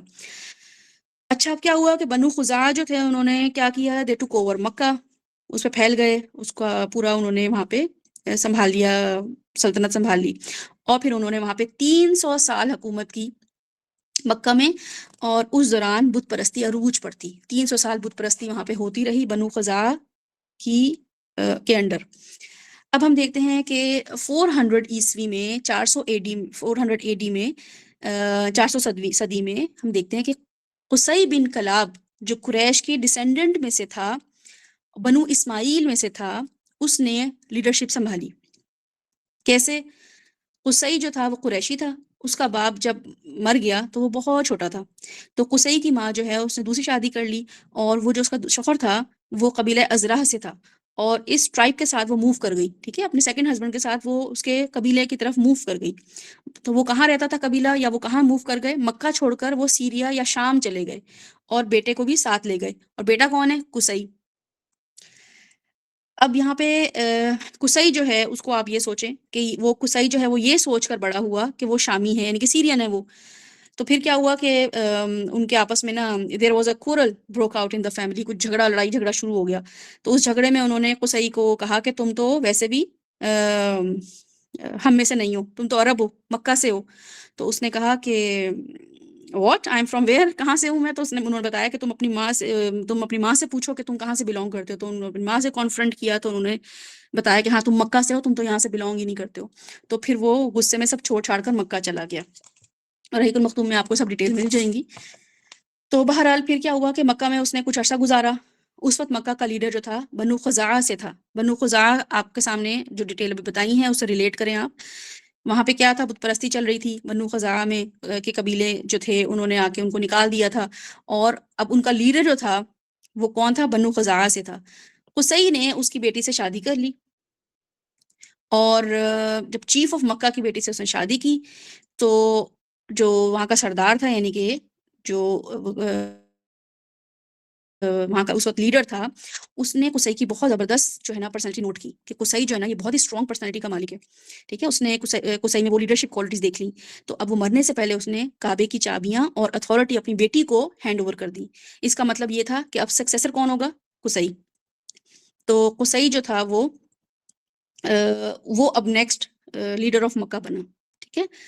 اب قصی کون تھا؟ قصی جو تھا وہ قریش سے تھا۔ قصی کے پاس بہت ساری پاور تھی، وہ بیسیکلی قریش کو مکہ لے کر آیا تھا، کیونکہ قریش مکہ کے اطراف میں بسے ہوئے تھے۔ تو اب اس نے ان سب کو گیدر کیا، ان سب کے وہاں پہ کعبہ کے آس پاس گھر بنوائے، اس نے مکہ پہ ان کو آ کے لا بسایا، اور اس نے مکہ پر حکومت بھی کی، کعبے کو ریکنسٹرکٹ کیا، اور اس نے دارالندوہ بنایا وہاں پہ۔ دارالندوہ کیا تھا؟ دارالندوہ ایک ٹاؤن ہال تھا، اسمبلی پوائنٹ تھا، ایک سمجھے ایک طرح سے پارلیمنٹ وہاں کا تھا، جو وہاں پہ جو میجر میٹنگز ان کی ہوتی تھیں تو وہاں پہ وہ بیٹھ کے سب چیفز میٹنگ کیا کرتے تھے۔ تو قصی نے حجاج کی جنرسلی میزبانی کی، ان کو کھانا، ان کو پانی، جتنے بھی بیوریجز، فوڈ دینا، سب کچھ ان کو مہیا کرتا تھا۔ اور قریش کے بہت رسپیکٹڈ عرب جو قریش جو تھے نا وہ اس وجہ سے بہت زیادہ رسپیکٹڈ عرب ٹرائب بن گئے تھے، ٹھیک ہے۔ ادنانی قبیلے کا سب سے معزز ترین قبیلہ کون تھا؟ قریش، کیونکہ ان کے پاس پاور تھی۔ اب یہاں پہ آپ لینیج دیکھیں، وہ ادرانی کہاں سے لنک کرتے تھے اپنے آپ کو؟ اسماعیل علیہ السلام سے لنک کرتے تھے۔ ان کے پاس کیا کیا تھا؟ ان کے پاس ریلیجس اتھارٹی تھی، پولیٹیکل انفلوئنس تھا، خون تھا ان کا، اور مکہ کے موسٹ ریسپیکٹڈ پیپل جو تھے وہ کنسیڈر کیے جاتے تھے۔ تو حجاز کے اور نبی صلی اللہ علیہ وسلم جو تھے، حجاز کے سب سے زیادہ رسپیکٹڈ جو کمیونٹی تھی، جو ٹرائب تھا، وہ قریش تھا، اور نبی صلی اللہ علیہ وسلم جو تھے وہ قریش سے بلونگ کرتے تھے، وہ قریشی تھے۔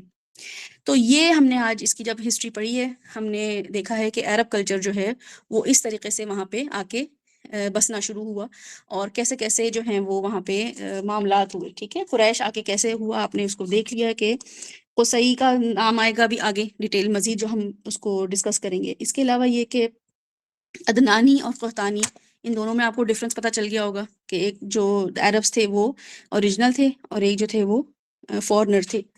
اس کے علاوہ اب کسی کو اس میں کوئی کنفیوژن ہے تو آپ پوچھ لیں مجھ سے، نہیں تو اگر آپ کہتے ہیں تو ہم تھوڑی سی رحیق المختوم میں اس کو پڑھ لیتے ہیں۔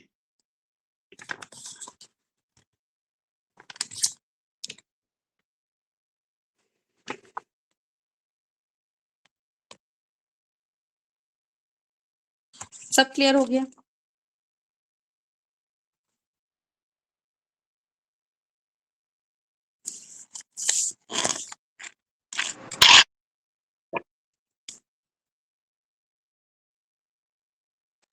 جو کوئز دیا گیا وہ پھر سارے فل کر لیں، دین اس کا آنسرز دیکھ لیں گے، اور باقی ہاں جی، بک کوئز آپ بک لوگ تو ضرور پڑھی کریں۔ جا سکتی ہے، سیپریٹ ٹائم میں بھی پڑھی جا سکتی ہے، اپنے طور پہ ہی پڑھی جا سکتی ہے۔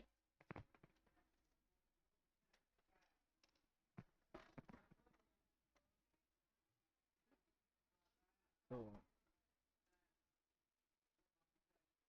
چونکہ مغرب کا ٹائم ہو گیا ہے، بریک لینا ہے، تو بریک تو خیر نہیں، اس کو ہم مائنڈ اپ کر لیتے ہیں۔ اگر کوئی کویشچن ہے، کچھ سوال ہے کچھ تو وہ آپ بتائیے۔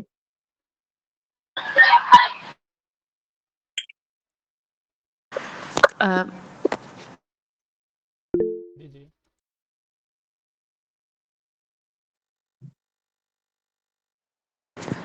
جو ابھی کے عربز ہیں وہ مطلب کس کہاں سے، وہ کون سے والے فوج، جو ہم مستعربہ عرب ہم نے پڑھا اور جو قحطانی عرب پڑھا تھا، جو ابھی عربز ایگزسٹ کرتے ہیں وہ کون ہیں؟ مستعربہ ہی ہے نا ابھی جو عرب ہے، مستعربہ عرب ہیں وہ، نبی وسلم جو ہیں ان کی لیگیسی چل رہی ہے۔ اور ابھی آپ کرنٹ اگر دیکھیں تو ان شاء اللہ تعالیٰ یہ میں نیکسٹ جو سیشن ہے، اگر اس کو بھی آپ نے مزید ادیان اور مذاہب دیکھنے کے کون کون سے ادیان فالو ہوتے تھے، جیوز جو ہے وہ کون سے کس سے آئے تھے اور مدینہ میں آ کے آباد ہو گئے تھے، تو وہ بھی ہم ڈسکس کر سکتے ہیں۔ لیکن مجھے ایسا لگتا ہے کہ جب ہم سیرہ پڑھیں گے نا تو ہمارے سامنے وہ سب ٹرائبز آ جائیں گے، تو ہم ٹرائبز جب ہمارے سامنے آتے ہیں تو ہم دیکھ لیں گے اوس خزرج وہ کہاں سے بلونگ کرتے تھے، تو وہ ساتھ ساتھ ہم ریلیٹ کر پائیں گے۔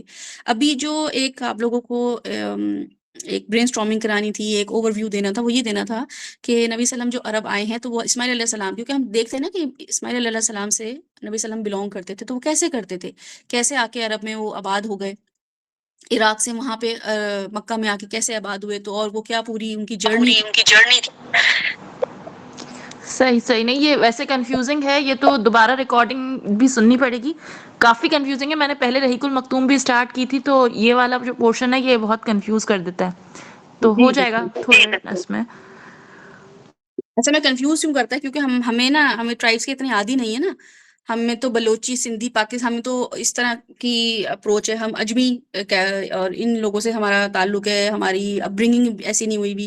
لیکن جب آپ قبیلوں کے بارے میں اور ان چیزوں کے بارے میں پڑھتے ہیں تو آپ کو پتہ چلتا ہے آپس میں یہ کہ انٹرسیکٹ ان کی شادیاں ہوتی ہیں، تو اس سے بھی ان کے قبیلے جو ہیں وہ آگے پیچھے ان کی چینجز ہو جاتی ہیں۔ تو رحیق المختوم میں ڈیٹیل لکھی ہوئی ہے، لیکن رحیق المختوم کو بھی پڑھنے میں آپ کو کنفیوژن ہوگی، کیونکہ پورا آپ کو نا ایک میپ بنانا، آپ کو نا یہ اس میں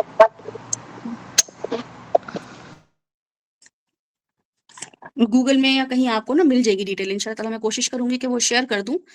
میرے اپنے نوٹس میں نے ایک جگہ پہ وہ بنائی تھی، پورا ٹری بنایا تھا، تو اس میں مجھے بڑی آسانی ہو گئی تھی کہ کس کو کہاں سے لنک کرنا ہے۔ اور میڈم آپ نے کچھ کہا؟ نہیں میں سن رہی ہوں، میں نے گوگل سے جو ہے وہ ابھی اس کے دوران ہی میں نے گوگل سے بھی میپ فائنڈ کیا ہے، اور رحیق المختوم میں نے پڑھی ہے، وہ اتنی اسپیڈ سے نہیں پڑھی جاتی، کچھ مطلب اس طریقے کی بکس ہوتی ہیں آپ بہت زیادہ اسپیڈ سے نہیں پڑھ پاتے ہو، تو خیر میں وہاں سے بھی دوبارہ وہ کروں گی، اور گوگل سے ابھی میں نے خود بھی سرچ کر کے وہ پورا ٹری نکالا ہے حضرت آدم علیہ السلام سے لے کے، تو میں آپ سے پھر اس کے بعد یہی پوچھنے والی تھی کہ وہ ٹری جو ہے وہ صحیح ہے وغیرہ جو بھی ہے، تو اور آپ کے پاس جو ہے وہ آپ شیئر کر دیجیے گا، تو یہ پھر ٹھیک ہے۔ بس سیلڈ نیکٹر جو ہے نا، سیلڈ نیکٹر انگلش ورژن ہے رحیق المختوم کا، تو اس میں تھوڑی سی پھر ووکیبلری بھی آسان ہے، اور انگلش میں ہم کچھ چیزوں کو سمجھ پاتے ہیں، اردو میں ہم شاید وہ چیزیں ہمیں سمجھ نہیں آ رہی ہوتی، تو سیلڈ نیکٹر کو آپ دوبارہ ایک دفعہ پڑھ لیجیے گا، اور کہیں گے تو ویکینڈ پہ ہم کچھ کوشش کر لیں گے کہ ہم اس کی ریڈنگ کر کے اس کو ڈسکس کر لیں۔ جو آدم علیہ السلام جو ہے نا، آدم علیہ السلام جو ہے ان کی جو نسل ہے ان کو کہا جاتا ہے آدمی، ٹھیک ہے، یہ بھی میں آپ کو انفارمیشن دے دوں کہ آدمی جو ہے وہ آدم علیہ السلام کی بچوں کو بولتے ہیں، ان کی اولاد کو بولتے ہیں، جبکہ مسلم جو ہیں یہ ابراہیم علیہ السلام کے جو فالوورز ہیں ان کو مسلم کہا جاتا ہے، ٹھیک ہے۔ تو یہ بھی انفارمیشن، خیر میں اگر اس کو اتنی ڈیٹیل میں ہم کر سکتے تو میں کوشش کرتی کہ میں اس کو آج تھوڑا سا اور ایک مزید ایکسپلین کر لوں، لیکن مجھے لگا کہ بہت زیادہ انفارمیشن دے دینا جو ہے وہ اس وقت آپ لوگوں کے لیے خطرناک ثابت ہو سکتا ہے۔ وہ کوشش یہ کی جائے گی کہ بیسک بس آپ کو موٹے موٹے ٹرمز، موٹے موٹے ٹرائبس پتہ چل جائیں، خاص طور پہ وہ ٹرائبس جو نبی وسلم سے جو ہیں ہم ان کو لنک کر سکیں۔ تو یہ ان شاء اللہ تعالیٰ اب نیکسٹ جو ہمارا ہوگا وہ نبی وسلم کی لینیج کے بارے میں ہم پڑھیں گے، ان کے نسب کے بارے میں پڑھیں گے، اور پھر ہم اس میں دیکھیں گے کہ قصی اور باقی جو لوگ تھے ان کا کیا رول تھا نبی وسلم کی یعنی کہ جو حجاج جب آتے تھے تو ان کے کسٹوڈین جو تھے، مکہ کے کسٹوڈین، انہوں نے آ کے کیا کیا کام کیے، کس وجہ سے کام کیے، انشاءاللہ تعالیٰ اس کو ہم دیکھیں گے. مجھے اگر آپ لوگوں نے ڈیٹیل میں پڑھنا ہے تو ڈیٹیل میں کر لیں گے، اگر آپ لوگوں نے بس اس کو تھوڑا بہت شیلو ریڈنگ کرنی ہے تو اس کو شیلو ریڈ کر لیں گے. ٹھیک ہے، تو بہرحال نسب جو ہے وہ ہم ایک دفعہ دیکھ لیتے ہیں. نسب بہت ضروری ہے ہمارا جانا نبی وسلم کے بارے میں کہ وہ نسب کیا ہے. کسی کو نسب زبانی یاد ہے نبی وسلم کا؟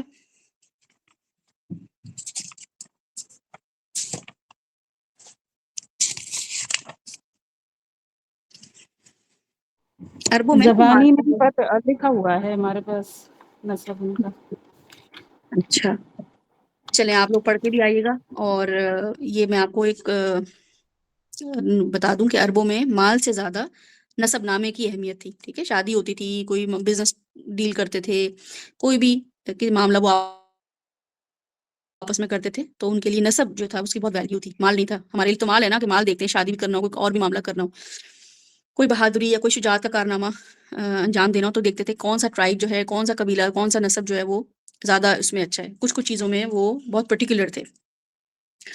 نسب نامہ جو تھا نبی وسلم کا وہ پڑھ کے آئیں گے ہم، اس کو ہم دیکھیں گے کہ کہاں کہاں سے نبی وسلم جو ہیں ان کے دادا، پردادا، ان کے دادا، اور ہم نام بھی کوشش کریں گے کہ اس کو ہم صحیح سے پروناؤنس کریں. ٹھیک ہے، اور تمام علماء اکرام کا اتفاق ہے کہ سیرت نگاروں کا بھی اس میں اتفاق ہے کہ عدنان جو ہیں ان تک تو صحیح نسب ہے نبی وسلم کا. ٹھیک ہے، تو عدنان سے پہلے میں تھوڑا کانفلکٹ پیدا ہوتا ہے.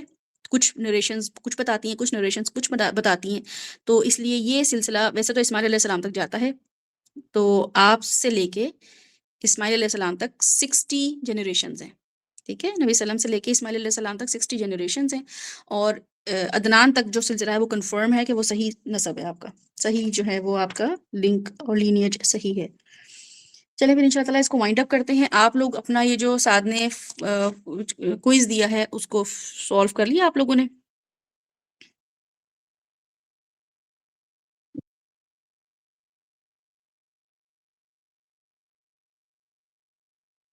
نہیں، اس میں ڈسکشن کی ضرورت ہی نہیں ہے اگر آپ لوگ سن پائیں.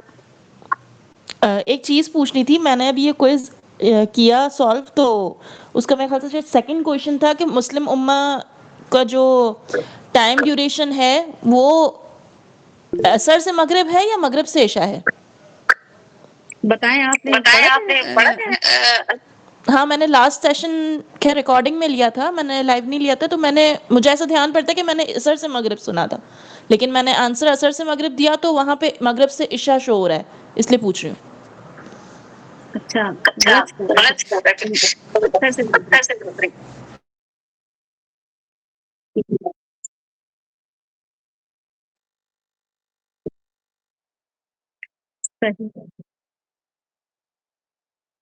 سوچے میں کبھی سوچتی ہوں اس بارے میں کہ نبی صلی اللہ علیہ وسلم کی جب بھی میں حدیث پڑھتی ہوں نا تو میں سوچتی ہوں کہ سب سے کم ٹائم امت کو ملا ہے اور سب سے زیادہ جو ہے وہ جنت میں جائیں گے. اور اتنے بڑے آنر اور فیور کے باوجود بھی اگر ہم محرومین میں سے رہ گئے اور ہم نہیں کر پائے کہ ٹائم کم ہے، کم کام کرنے پڑ رہے ہیں، اور اس کے باوجود امت جو ہے وہ زیادہ سے زیادہ انٹر نہیں ہو پا رہی، تو کتنی بڑی محرومی ہے نا یہ. تو ہمیں تو فائدہ اٹھانا چاہیے. اگر ہمیں پتہ چل رہا ہو کہ جو سیل لگی ہوئی ہے وہ 3 دن سیل تھی، پھر ہم کہتے ہیں کہ اچھا وہ سیل ختم ہو گئی، تو پھر ہمیں پتہ چلتا ہے کہ نہیں اب 2 گھنٹے کی مزید سیل جو ہے وہ لگی ہوئی ہے. تو مزید اللہ تعالیٰ جب ہمیں کہتے ہیں کہ جو 2 گھنٹے تمہیں اور دے دیے، اگر تمہیں کچھ خریدنا تھا تو تم خرید لو اس سیل میں، ہم تب بھی کچھ فائدہ نہ اٹھائیں اس سیل سے. تو یہ بالکل مجھے ایسا لگتا ہے کہ کام کرنے والے تو بہت سارے ہیں، ہم لیکن بہت ٹائم ویسٹ کر رہے ہوتے ہیں، اور ہم دین کی جو اسٹیبلش کرنا ہے، دین کو جو قائم کرنا ہے، اس میں ہماری ایفرٹ جو ہے وہ نہ ہونے کے برابر ہے. نالج لینا اور اس کو آگے پاس آن کرنا، اصل میں یہ ہمارا پرپس ہونا چاہیے. آپ لوگ جو اتنے عرصے سے سیرہ پڑھ رہے ہیں، قرآن پڑھ رہے ہیں، آپ لوگوں کی اپنی ایک اس طرح کی ایک مینٹالٹی بن جانی چاہیے تھی کہ آپ لوگ اپنے اپنے سیشنز یا اپنے اپنے ٹاپک جو ہیں وہ کرتے کہ آج ہم جو ہے نا تھوڑا سا اس کے بارے میں بات کریں گے، آج ہم 1 منٹ 2 منٹ جو ہے ہم نے یہ اسٹڈی کیا، ہمیں بڑی ڈفرینٹ چیز لگی، ہم اس سے ہمارا ایمان بڑھا، اس سے ہمارا عمل امپروو ہوا، اس سے ہماری کریکشن ہوئی. تو اس میں کیا ہوتا ہے کہ ایک نظر آتا ہے کہ ہاں امت جو ہے، ٹیم جو ہے وہ تیار ہو رہی ہے، ٹیم کے اندر وہ ایک پروگریس کا جو پروسیجر ہے وہ شروع ہو گیا، یہ ان شاء اللہ پروگریشن کی طرف جائے گی. لیکن ہمارا وہ معاملہ نظر ہی نہیں آتا ہے. سننے کے لیے بہت اچھی بات ہے، ہم سنتے جا رہے ہیں، ہم کہیں اور کچھ اور بھی سن سکتے تھے، کوئی میوزک سن سکتے تھے، کوئی اور سٹوری سن سکتے تھے، لیکن ہم نے چوز یہ کیا. لیکن وہی بات ہے، اللہ تعالیٰ نے ہم جو قرآنی آیت ابھی ہم نے دیکھی نا البقرہ کی، اس میں اللہ تعالیٰ یہی بتاتے ہیں کہ ریکوائرمنٹ تو مجھے ہیں تم لوگوں سے، وہ ریکوائرمنٹ کی وجہ سے ہی میں جو ہوں نا خاص ٹاسک دیتا ہوں، خاص معاملات دیتا ہوں، اور ان کی فلفلمنٹ کی وجہ سے جنت میں جاؤ گے. ٹھیک ہے، نسب کا ہونا، پڑھ لینا کچھ، اور اس لیے کہ ہم نے کچھ چیزوں کے بارے میں انفارمیشن لے لی، کوئی نالج لے لیا، یا ہم پہ کوئی ڈپریشن کا فیز آیا، ہم پہ کوئی مشکل آئی تو ہم اللہ سے کنیکٹڈ ہو گئے، یہ جو ہے ہماری شفاعت کا یا ہماری نجات کا باعث نہیں بنے گا. ہمیں کچھ چیزیں کرنی پڑیں گی جو کہ بہت آسان ہے، بس شیطان ہمیں وہ پہلا سٹیپ لینے میں بہت تکلیف، بہت ہی مایوس کرتا ہے کہ کیسے کرو گی، کیسے ہوگا، تمہیں تو آتا ہی نہیں، تم تو کر ہی نہیں سکتی، تم تو بول ہی نہیں سکتی، تمہیں تو چیزوں کو ریلیٹ ہی نہیں کرنا آ رہا. یہ کوئی راکٹ سائنس نہیں ہے دین کے بارے میں پڑھنا پڑھانا، جتنا بھی آگے ہے. جیسے آج اگر سمری جو تھی، کہا جا رہا تھا آپ لوگوں سے کہ اس کو ایکسپلین کریں، تو سب کے ہینڈ ریز ہونے چاہیے تھے، بلکہ فاستبقوا الخیرات والا معاملہ ہونا چاہیے تھا کہ میں بتاؤں گی یا میں بتاؤں گا. اور اس میں کیا ہوتا ہے کہ غلط بھی بتا دیں گے تو یہاں پہ کوئی آپ کو نہ تو مارے گا، نہ آپ کو کوئی جج کرے گا.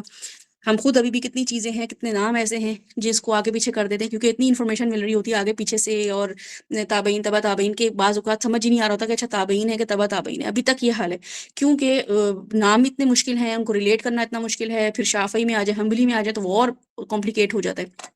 لیکن اس کا مطلب یہ نہیں ہے کہ ہم اپنے آپ کو، ہماری سیلف اسٹیم یہ ہو جائے کہ نہیں میں تو بتا ہی نہیں سکتی یا میں بتا ہی نہیں سکتا. اپنی ریڈینس دکھائیں. ٹھیک ہے، جب آنے سے پہلے، جب بھی کوئی سیشن ہو کسی بھی چیز کا، اس کے آنے سے پہلے اس کے بارے میں ضرور ایک پڑھا کریں، ایک دن پہلے یا اس دن ایک اس کا اوور ویو لیا کریں کہ میں نے اب تک کیا کیا پڑھا ہے، اور میں نے جو پڑھا ہے اس میں میں نے کتنا عمل کیے. نبی صلی اللہ علیہ وسلم کے اخلاق ہم نے دیکھے، نبی صلی اللہ علیہ وسلم کے بارے میں ہم نے جتنے بھی معاملات دیکھے، اور میں نے اس پہ ٹائم کیوں لگایا، کیونکہ مجھے ایسا لگتا ہے کہ انفارمیشن بہت ہے. میں جہاں بھی سیشن لے رہی ہوتی ہوں، میں خود بھی اگر لے رہی ہوتی ہوں کوئی سیشن، تو جب وہ مجھے بتا رہے ہوتے ہیں استاد یا کوئی استاذہ ہوتی ہیں مجھے بتا رہی ہوتی ہیں، تو میں جب وہ نئی انفارمیشن دیتی ہیں میں کہتی ہوں یہ بھی اب مجھے پتہ چل گیا، میں تو پچھلے والوں میں کتنا لیگ کر، مجھے کتنی چیزیں ایسی ہیں جو میں کہتی ہوں اچھا میں اب یہ کروں گی، میں پیرنٹنگ میں ایسے کروں گی، میں جو ہوں اپنی ڈومیسٹک میریٹل لائف میں ایسے کروں گی، میں اپنی جو میرا اور پیشہ ہے پڑھانے کا، اس میں یہ چیزیں نبی صلی اللہ علیہ وسلم کی یہ والے اخلاق لے کر آؤں گی. جیسے وہ نبی صلی اللہ علیہ وسلم معلم تھے تو ان کی وہ کچھ خوبیاں میں اپنے ڈیولپ کروں گی. میں ابھی وہی نہیں کر پا رہی ہوں، نئی چیزیں پتہ چل گئی تو پھر مجھے فکر ہوتی ہے کہ نہیں میں وہ بھی کروں. تو اس سے کیا ہوتا ہے کہ الحمدللہ اللہ تعالیٰ دے بھی دیتے ہیں نا، وہ چیز ہمارے اندر آ بھی جاتی ہیں. تو اس لیے کوشش کیا کریں کہ آنے سے پہلے جب آپ سے پوچھا جائے نا تو ہینڈ ریز ضرور کیا کریں، اور جو بھی آتا ہے، ایک لفظ بھی آتا ہے بتائیں، اگر ایک جملہ بھی آتا ہے تو بتائیں، اور ضرور لوگوں کو بتائیں کہ ہم نبی صلی اللہ علیہ وسلم کے بارے میں بہت اچھی طرح جانتے ہیں. اخلاق میں ہم نے آج جو آپ کے سامنے یہ کوئز شیئر ہوا ہے نا، یہ کوئز مجھے شیئر کرنے کا مقصد کیا تھا کہ ہمیں نبی صلی اللہ علیہ وسلم کے بارے میں کوئی ہم سے پوچھے تو ہمیں کھٹ سے پتہ ہو. تو کوئز کا مطلب یہ ہے کہ اچھا ہمیں پتہ تھا، اور ہمیں نہیں پتہ تھا تو جتنی ہم مسٹیک کرتے ہیں ہم اس سے زیادہ سیکھتے ہیں. جو ہمیں چیز نہیں پتہ ہوتی نا، یا ہمارے فار ایگزامپل آپ کا ایگزام ہوتا ہے نا اسکول میں، تو آپ کے کچھ رانگ ہوتے ہیں، 2-3 رانگ ہوتے ہیں، اور جو رانگ ہوتے ہیں نا وہ ساری عمر آپ کو یاد رہتے ہیں. جو کریکٹ ہوتے ہیں وہ آپ کو یاد رہتے ہیں، کبھی بھول جاتے ہیں، لیکن جو رانگ ہوتے ہیں آپ کہتے ہیں اچھا یہ میں بھول گئی تھی، یہ فارمولا میں بھول گئی تھی، اب یہ آپ کو ساری عمر یاد رہتا ہے. تو اس لیے گھبرایا نہیں کریں، شیطان مایوسی کی طرف لے کے جاتا ہے، اللہ تعالیٰ جو ہے اپنی امید اور رحمت کی طرف لے کے جاتے ہیں کہ یو کین ڈو اٹ، ہے نا، ان شاء اللہ تعالیٰ. تو سیرہ جو ہے ہمارے لیے ایک ایسا معاملہ ہے جس میں ہم دیکھتے ہیں کہ ہمیں نبی صلی اللہ علیہ وسلم کی اس مشن کو ساتھ لے کے چلنا ہے ان شاء اللہ تعالیٰ. اور وہ مشن جو ہے ہمارا دین کو پھیلانا ہے. نبی صلی اللہ علیہ وسلم کا مشن جو تھا وہ اسلام تھا. ابراہیم علیہ السلام کا بھی وہی مشن تھا، اور ابراہیم علیہ السلام نے خاص دعا کی تھی. اس دعا میں وہ جو دعا جب بھی ان کی دیکھتی ہوں میں کہتی ہوں یہ اس میں یوشا بھی ہے، یعنی اس دعا میں انہوں نے میرا بھی نام لیا، کیونکہ کہیں نہ کہیں میں اپنے آپ کو نا تھوڑا کہتی ہوں کہ نہیں میں کر رہی ہوں، اپنے آپ کو نا تھوڑی اپنی اسٹیم ہائی کرنے کے لیے، اپنے آپ کو اچھی جگہ سے بلانگ کرنے کے لیے، اچھا جگہ سے کنیکٹ کرنے کے لیے میں کہتی ہوں نہیں میں بھی یہاں سے، ابراہیم علیہ السلام نے میرے لیے بھی دعا کی تھی، تو ان شاء اللہ تعالیٰ میں بھی وہی کام کروں گی کہ جو مجھے ان سے ملا دے یا ان سے میں ریلیٹ کر پاؤں. حمیرہ نے ہینڈ ریز کیا ہے. جی السلام علیکم. وعلیکم السلام ورحمۃ اللہ. بہت اچھی کلاس ہے، میرا فرسٹ ٹائم تھا آج ایسی کلاس لینے کا، تو اچھا ایکسپیرینس رہا. تو آپ نے ابھی اتنا سمجھایا تو میں نے ہمت کری ہے کہ میں نسب نامہ میں نے یاد کیا ہے نبی پاک صلی اللہ علیہ وسلم کا، تو وہ میں بن عدنان تک فل کلیئر ہے، باقی بھی آتا ہے لیکن وہ سے کلیئر نہیں ہے. تو بہت اچھی بات ہے، بتائیں ہمیں. بسم اللہ الرحمن الرحیم. محمد صلی اللہ علیہ وسلم بن عبداللہ بن مطلب بن ہاشم بن عبد مناف بن قصی بن کلاب بن مرہ بن کعب بن لوی بن غالب بن فہر بن مالک بن ندر بن کنانہ بن خزیمہ بن مدرکہ بن الیاس بن مدر بن نزار بن مغد بن عدنان. بالکل صحیح. اور آپ کی پروننسیشن اور آگے بھی ہے لیکن وہ ابھی صحیح کٹمٹ ہو جاتے ہیں. عدنان تک تو شور ہے نا، تو وہ ہم اچھی طرح کر لیتے ہیں. دیکھیں ماشاء اللہ کتنا آسان ہے نا یہ یاد کرنا. ٹیبل جیسے سنایا ہو، بلکہ ٹیبل بھی مجھے لگتا ہے کہ ملٹیپلیکیشن کے ٹیبل سنانے ہو تو وہ بھی ہمیں کتنا مشکل لگ رہا ہوتا ہے. آپ سب کوشش کیا کریں کہ نبی صلی اللہ علیہ وسلم کے اس نسب نامے کو یاد کریں. اس کی اپنی خوبصورتی ہے، اور نسب نامہ جو ہے وہ لٹرلی میں آپ کو بتا رہی ہوں کہ آج کل کے بچے اپنے اپنے ہیرو کے بارے میں سب کچھ جانتے ہیں. اور کچھ تو میری فیملی کے بچے ایسے ہیں کہ وہ جب کوئی مووی دیکھتے ہیں تو وہ ان کے جو سپر پاورز ہوتی ہیں اس کے بارے میں اتنے کمپلیکیٹڈ نام ہوتے ہیں، مجھے تو وہ نام بھی نہیں لیے جا رہے ہوتے. تو میں ان سے پوچھتی ہوں تو وہ کھٹ سے جواب دیتے ہیں کہ اچھا آپ کو پتہ ہے، یعنی کہ ہم کبھی مارکیٹ کبھی جا رہے ہوں تو وہ اگر ان کے کریکٹر کی وہ چیزیں آ جائیں، ان کے کپڑے کو خاص نام ہوتا ہے، یا ان کے پاس جو ہاتھ میں ان کی جو سپر پاورز ہوتی ہیں، تو کوئی کسی کے پاس سورڈ ہوتی ہے، کسی کے پاس کوئی ہیمر ہوتا ہے، کسی کے کوئی کلوک ہوتا ہے، اس کے الگ الگ نام ہوتے ہیں. ولنس کے نام بھی پتہ ہوتے ہیں کہ اس کا ولن جو ہے نا اس کا یہ نام ہے. اور اس کی اگر بہت ساری سیریز آئی ہیں ایک ہی کریکٹر کی، اگر جیسے اسپائڈر مین، سپر مین اگر آپ دیکھ لیں تو بہت ساری سیریز آئی ہیں، ان کے انیمیز الگ الگ ہیں، اسپائڈر مین کے نام الگ الگ ہیں. تو چونکہ میرے گھر میں بچے جو میری فیملی کے ہیں وہ مجھے جب بتا رہے ہوتے ہیں تو میں دیکھ رہی ہوتی ہوں ہر چیز کا ان کو پتہ ہے. اور ایک دفعہ دیکھنے کے بعد، یہ نہیں ہے کہ بہت زیادہ دفعہ دیکھ رہے ہوں، ایک دفعہ دو دفعہ دیکھنے کے بعد جب وہ بتا رہے ہوتے ہیں تو مجھے اتنی حیرانی ہوتی ہے کہ جب کسی سے محبت ہو جائے اور کسی سے آپ انفلوئنسڈ ہو جائیں، کسی سے آپ ریلیٹ کرنے لگیں، تو نہ صرف یہ کہ آپ اس کی طرح جمپ مارنے کی کوشش کرتے ہیں، اس طرح کے ڈریسز پہنتے ہیں اور اس کی چیزیں کلیکٹ کرتے ہیں، بلکہ آپ کو اس کے نام بھی یاد ہوتے ہیں نا. تو یہ کوئی بچوں کو بیٹھ کے تھوڑی کوئی بتا رہا ہوتا ہے کہ تمہیں اس سے محبت ہے، محبت کرو، تم اس سے محبت کرو، کوئی نہیں بتا رہا ہوتا. ہم خود ایسے ہی، ہم اپنی جوانی میں کتنے کتنے لوگوں سے محبتیں کرتے تھے، اور کرشز ہوتے تھے ہمیں کہ بھئی سلیبریٹی اس سے کرش ہو گیا اس سے، اور ہمیں ہر چیز پتہ ہوتی تھی. لیکن نبی صلی اللہ علیہ وسلم سے ہمیں وہ محبت ہے ہی نہیں، کیونکہ ہم وہ چیز وہی بات ہے کہ نسب سے ہم نے محبت کر لی ہے، ہم نے ریلیٹ کرنا شروع کر لیا. لیکن ہم جب اس مشن میں آتے ہیں نا، تم کہتے ہیں اچھا جیسے ہی آپ دعوت کا کام شروع کرتے ہیں نا تو آپ کو نبی صلی اللہ علیہ وسلم کی قدر ہوتی ہے. جیسے ایک ماں جو ہے نا، جب وہ ایک لڑکی ہوتی ہے، اس کی ماں کتنی اس کو ہدایت دے رہی ہوتی ہے، لیکن جیسے ہی وہ ماں بنتی ہے اس کو اپنی ماں کی قدر ہو جاتی ہے کہ واہ امی آپ نے کیسے پالا ہے ہمیں. اور اس کی اپنی بچی جب تھوڑی سی ڈس اوبیڈینٹ ہو، یا اپنا بچہ جو ڈس اوبیڈینٹ ہو، تو وہ کہتی ہے اچھا ہم بھی ایسی کرتے تھے، کہ کیا گزرتی ہوگی نا ہماری ماں پہ. اس سے پہلے ہم نہیں ریلیٹ کر پاتے. تو جیسے ہی آپ اس فیز میں آتے ہیں، جیسے ہی آپ اس زون میں آ جاتے ہیں، یا اس ایسی سچویشن میں آ جاتے ہیں جس سے آپ دوسرے سے ریلیٹ کر سکتے ہیں نا، تو پھر آپ کو اندازہ ہوتا ہے کہ وہ لوگ جو تھے انہوں نے کیسی تکلیفیں اٹھا لی. تو جب دعوت کا کام آپ کرتے ہیں تو آپ کو سب نبیوں کی اور خاص طور پہ نبی صلی اللہ علیہ وسلم کی جو ہے نا تکلیفوں کا بھی احساس ہوتا ہے، پھر قدر ہوتی ہے. ورنہ تو آپ بیٹھے ہوئے جتنے مرضی نعتیں پڑھ لیں، آنسو بہا بہا کے نعتیں پڑھ لیں، جالی کو ہاتھ پکڑ پکڑ کے ہچکیاں لے لے کے روئیں، وہ الگ بات ہے کہ وہ آپ سے محبت، اس میں کوئی آپ کو جج نہیں کر رہا، لیکن پھر آپ ریلیٹ نہیں کر پاتے. تو ان شاء اللہ تعالیٰ ہم تھوڑا سا نیکسٹ ویک جو ہے اس کو دیکھیں گے، نبی صلی اللہ علیہ وسلم کا نسب دیکھیں گے. اور میرے پاس بک آ گئی. جی سبیہ بولیے. جیسے ایک میرا کوشچن تھا، جیسے کوہتانی جو تھے وہ تو مطلب ختم ہو گئے تھے بالکل. جب بی بی ہاجرہ، حضرت ہاجرہ وہاں پر آئی تھیں تو بالکل کچھ بھی نہیں تھا، ہے نا. پھر دوبارہ سے بس آئے. جی جی کوہتانی یمن سے آئے تھے. ہاں وہ فلسطین سے آئے تھے، مطلب حضرت ہاجرہ فلسطین سے آئی تھی نا ابراہیم علیہ السلام پر. وہ پھر وہاں پر دوبارہ سے انہوں نے سب بسایا ہے. اس ٹائم پہ کچھ بھی نہیں تھا. تو پھر بھی ہم کوہتانی کو ہی کنسیڈر کریں گے کہ وہ مین عرب تھے. بالکل مین عرب ہوئی تھے. سیلاب آ گیا تھا نا اصل میں، تو بہت ساری چیزیں وہاں پہ سیل العرم جو ہے قرآن میں آتا ہے. ویسے آپ ایک دفعہ پڑھ لیجیے گا رحیق المختوم، اگر آپ لوگوں کو سمجھ آئے کہ ہم اس کو دوبارہ سے ریوائز کر سکتے ہیں تو پھر ہم اس کو ایک سیشن اس کو اور رکھ لیں گے. ٹھیک ہے، رحیق المختوم یا سیلڈ نیکٹر انگلش میں اگر آپ اس کو پڑھیں گے تو اس کو ہم دیکھ لیں گے. لیکن موٹے موٹے جو ہے نا دیکھیں، کوہتانی اور عدنانی یہ ہمیں دونوں یاد رکھنے، کیونکہ ایک اوریجنل عرب تھے اور ایک جو تھے وہ فارنر کے طور پہ باہر ایزی سے آئے ورڈ. ہوئے تھے، فارنر تھے. ہاں بالکل بٹ میرا مطلب یہ کوشچن تھا، میں نے پہلے بھی پڑھا ہے تو میرا دماغ میں پہلے بھی تھا کہ جب دوبارہ سے بس آیا تو پھر ہم ان کو اوریجن مانے یا پھر وہی پرانے ہی چلیں گے، کیونکہ وہ تو پھر ختم ہی ہو گئے تھے سیلاب کے ٹائم. جی جی بالکل ایسا ہی ہے.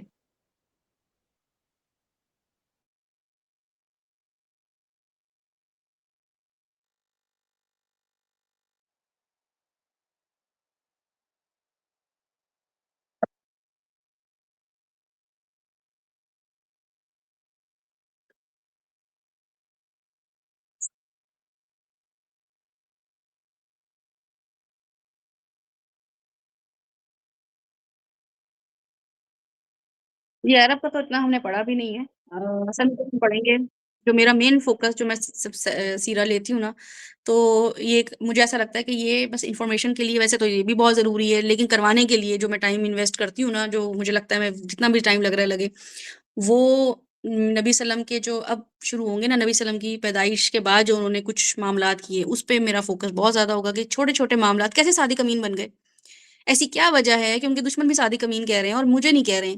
مجھے کیوریوسٹی ہوتی تھی نا کہ میرے دشمن کیا، گھر میں ذرا سی کوئی بہن سے آپ کی انبن ہو جائے، کوئی بھائی سے چھوٹے بہن بھائی ہوتے ہیں آپ کے، تو وہ آپ کی فالٹ نکالنے کی کوشش کرتے ہیں، وہ آپ کی کمیاں ویکنیسز نکالتے ہیں کہ اچھا تم نے میرے ساتھ یہ شیئر نہیں کیا تو میں امی کو یہ بتاؤں گا، ابو کو یہ بتاؤں گا.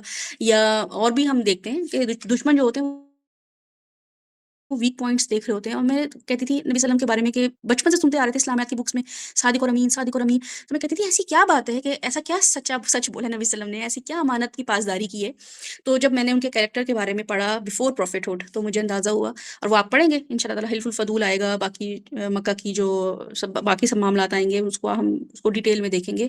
اور ڈیٹیل میں دیکھنے کا مقصد یہ نہیں پڑھیں گے، اس میں سے ایک ایک چیز سے لیسن. میری تو بہت زیادہ اپنے کیریکٹر امپروو ہوا، میری اپنی پرسنالٹی میں کچھ چیزیں وعدہ وفا کرنے کی جو ایک ہوتا ہے نا ٹال مٹول، اچھا انشاءاللہ ہم دیکھتے ہیں، اچھا انشاءاللہ ہم کر لیں گے، تو اس سے مجھے اندازہ ہوا کہ یہ چیزیں کتنی عرصے تک اور کتنا دین کو امپیکٹ ڈالتی ہیں. جیسے ابو بکر کے بارے میں آتا ہے کہ وہ فوراً کہتے تھے کہ نبی وسلم نے فرمایا تو سچ ہی بولا ہوگا. کیا وجہ ہے؟ دوست کو تو سب پتہ ہوتا ہے کہ یہ جو میری دوست ہے نا، یہ تو ڈچ کرتی ہے، یہ میری دوست جو ہے نا، یہ تو بس مجھے تو اس کے سارے سیکرٹس پتہ ہیں.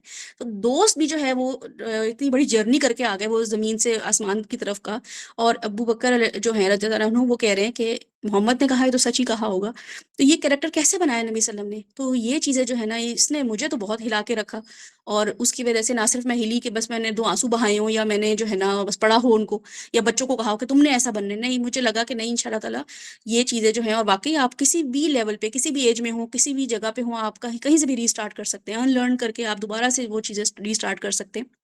اللہ تعالیٰ وہ آپ کے اندر کریکٹر دے دیتے ہیں، وہ خوبیاں آپ کے اندر دے دیتے ہیں، اور وہ صرف اور صرف دین کو فائدہ پہنچاتی ہیں، اور دین کی وجہ سے آپ کو بھی اس کا فائدہ پہنچ رہا ہوتا ہے. تو ان شاء اللہ تعالیٰ وہاں پہ ہم زیادہ فوکس کریں گے. نسب ہم اگلے ہفتے پڑھیں گے ان شاء اللہ تعالیٰ. کوشش کی جا رہی ہے کہ 2 سیشن ہفتے میں لے لیے جائیں، تو اگر اس کا ٹائم جو ہے سیٹ ہو جاتا ہے تو وہ بھی آپ کے ساتھ شیئر کر دیا جائے گا. اور اس کے علاوہ یہ کہ نبی وسلم کی پیدائش اور ان کا خاندان، وہ کوشش کریں گے کہ ہم نیکسٹ اس میں کور کر لیں. آپ لوگ تھوڑا سا خود پڑھ کے آئیے گا، تو اگر پڑھ کر آئیں گے تو پھر ہم اس میں سے لیسن بہت نکال سکیں گے. جیسے آج مجھے صرف بتانا پڑا نا آپ لوگوں کو، لیسن نہیں ہم نکال پائے، ورنہ ہم لیسن نکالتے تو ہمیں اس کا فائدہ ہوتا.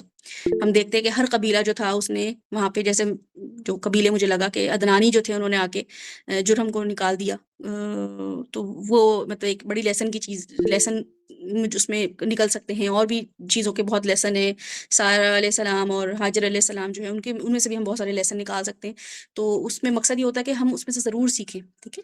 تو لیکن بہرحال آپ خود بھی اپنے لیسن نکالیں، اور ساتھ میں بالکل صحیح بولا کہ ریڈنگ کرنے کے لیے، اور ضروری نہیں ہے کہ کوئی ایک خاص بندہ ہو یا خاص ٹائم ہو، بس آپ گروپ میں ڈال دیں کہ ہم ریڈنگ کرنے کا آج کے دن کوئی ٹائم اسپیسیفائی کر لیں کہ آج کے دن ہم شام میں کیا ریڈنگ کر سکتے ہیں یا ویکینڈ پہ کر سکتے ہیں. تو ضرور اس کو 2-3 لوگ بھی بیٹھ کے کریں تو بہت آپ کو فائدہ ہوگا. اور پڑھنے سے زیادہ کیا ہوتا ہے کہ ایک تو آپ کی ووکیبلری امپروو ہوتی ہے، آپ کی ریڈنگ امپروو ہوتی ہے، آپ کو وہ ورڈز پڑھنا آسان ہو جاتے ہیں. اور دوسرا جو ہے وہ سیلڈ نیکٹر جو ہے اس میں سے بھی اگر آپ، بلکہ سیلڈ نیکٹر آپ اگر پڑھیں گے نا، آپ میں سے کوئی ایک انیشیٹ کرے اور ایک لنک بھیجے اور سیلڈ نیکٹر میں سے آپ یہ والا چیز پڑھیں تو آپ کو بہت چیزیں کلیئر ہو جائیں گی ان شاء اللہ تعالیٰ. اس کو جی نما آپ نے کچھ کہنا ہے؟ میں نے یہ کہنا ہے، آپ کہہ رہی ہیں نا کہ ریڈ کر کے آئیے گا، تو آپ وہ پیج نمبرز بتا دیں، جس بک سے آپ پڑھی وہ پیج نمبرز بتا دیں، تو ہم ریڈ کر کے آئیں گے تو وہ زیادہ اچھے سے ہے نا فوکس مل جائے گا اس میں سیشن میں.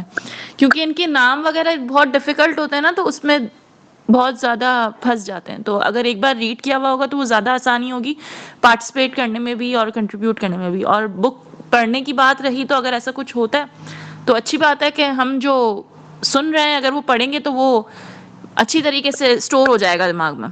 تو اگر کچھ ہوتا ہے کبھی تو ٹھیک ہے، پڑھ سکتے ہیں ایسا. جو فارمیٹ ہے نا یہاں پہ ہمارا ایک بیچ آلریڈی یہ کر چکا ہے، ٹھیک ہے. تو وہ بیچ میں سے بچے یہاں پہ ہیں نہیں، وہ بیچ جو تھا وہ ہم ایسے ہی کرتے تھے کہ ہم ریڈنگ کرتے تھے، اور اس ریڈنگ کو کرنے میں ہم ون بائی ون کوئی ریڈ کر لیتا تھا، ایک پیراگراف پڑھ لیا یا ایک ٹاپک پڑھ لیا اور اس کو پھر ہم ڈسکس کرتے تھے. تو ان شاء اللہ تعالیٰ یہی فارمیٹ رہے گا.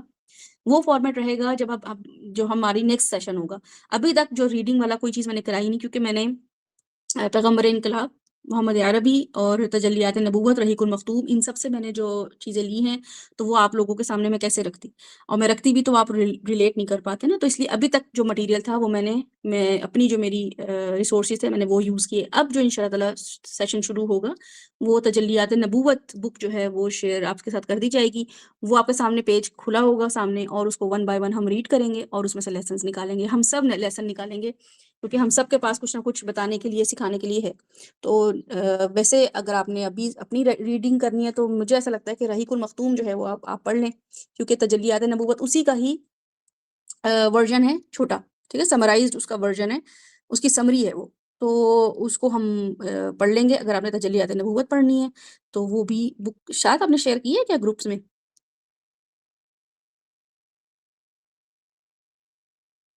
ہاں، پیڈلیٹ میں اویلیبل ہے وہ بک، تو آپ وہ پڑھ لیجیے گا ان شاء اللہ تعالیٰ. تو اس کے نوٹس بھی ان شاء اللہ تعالیٰ میں شیئر کروں گی، کیونکہ جو پچھلا بیچ تھا انہوں نے بڑے اچھے نوٹس بنائے تھے. تو آپ کو اندازہ ہوگا کہ ان لوگوں نے اس کو کس طریقے سے دیکھا تھا، اور کچھ تو اس میں کمنٹری بھی اپنی رکھتے تھے، جو ہم سیکھتے تھے تو اس کی کمنٹری یا اس کے نوٹس بناتے تھے.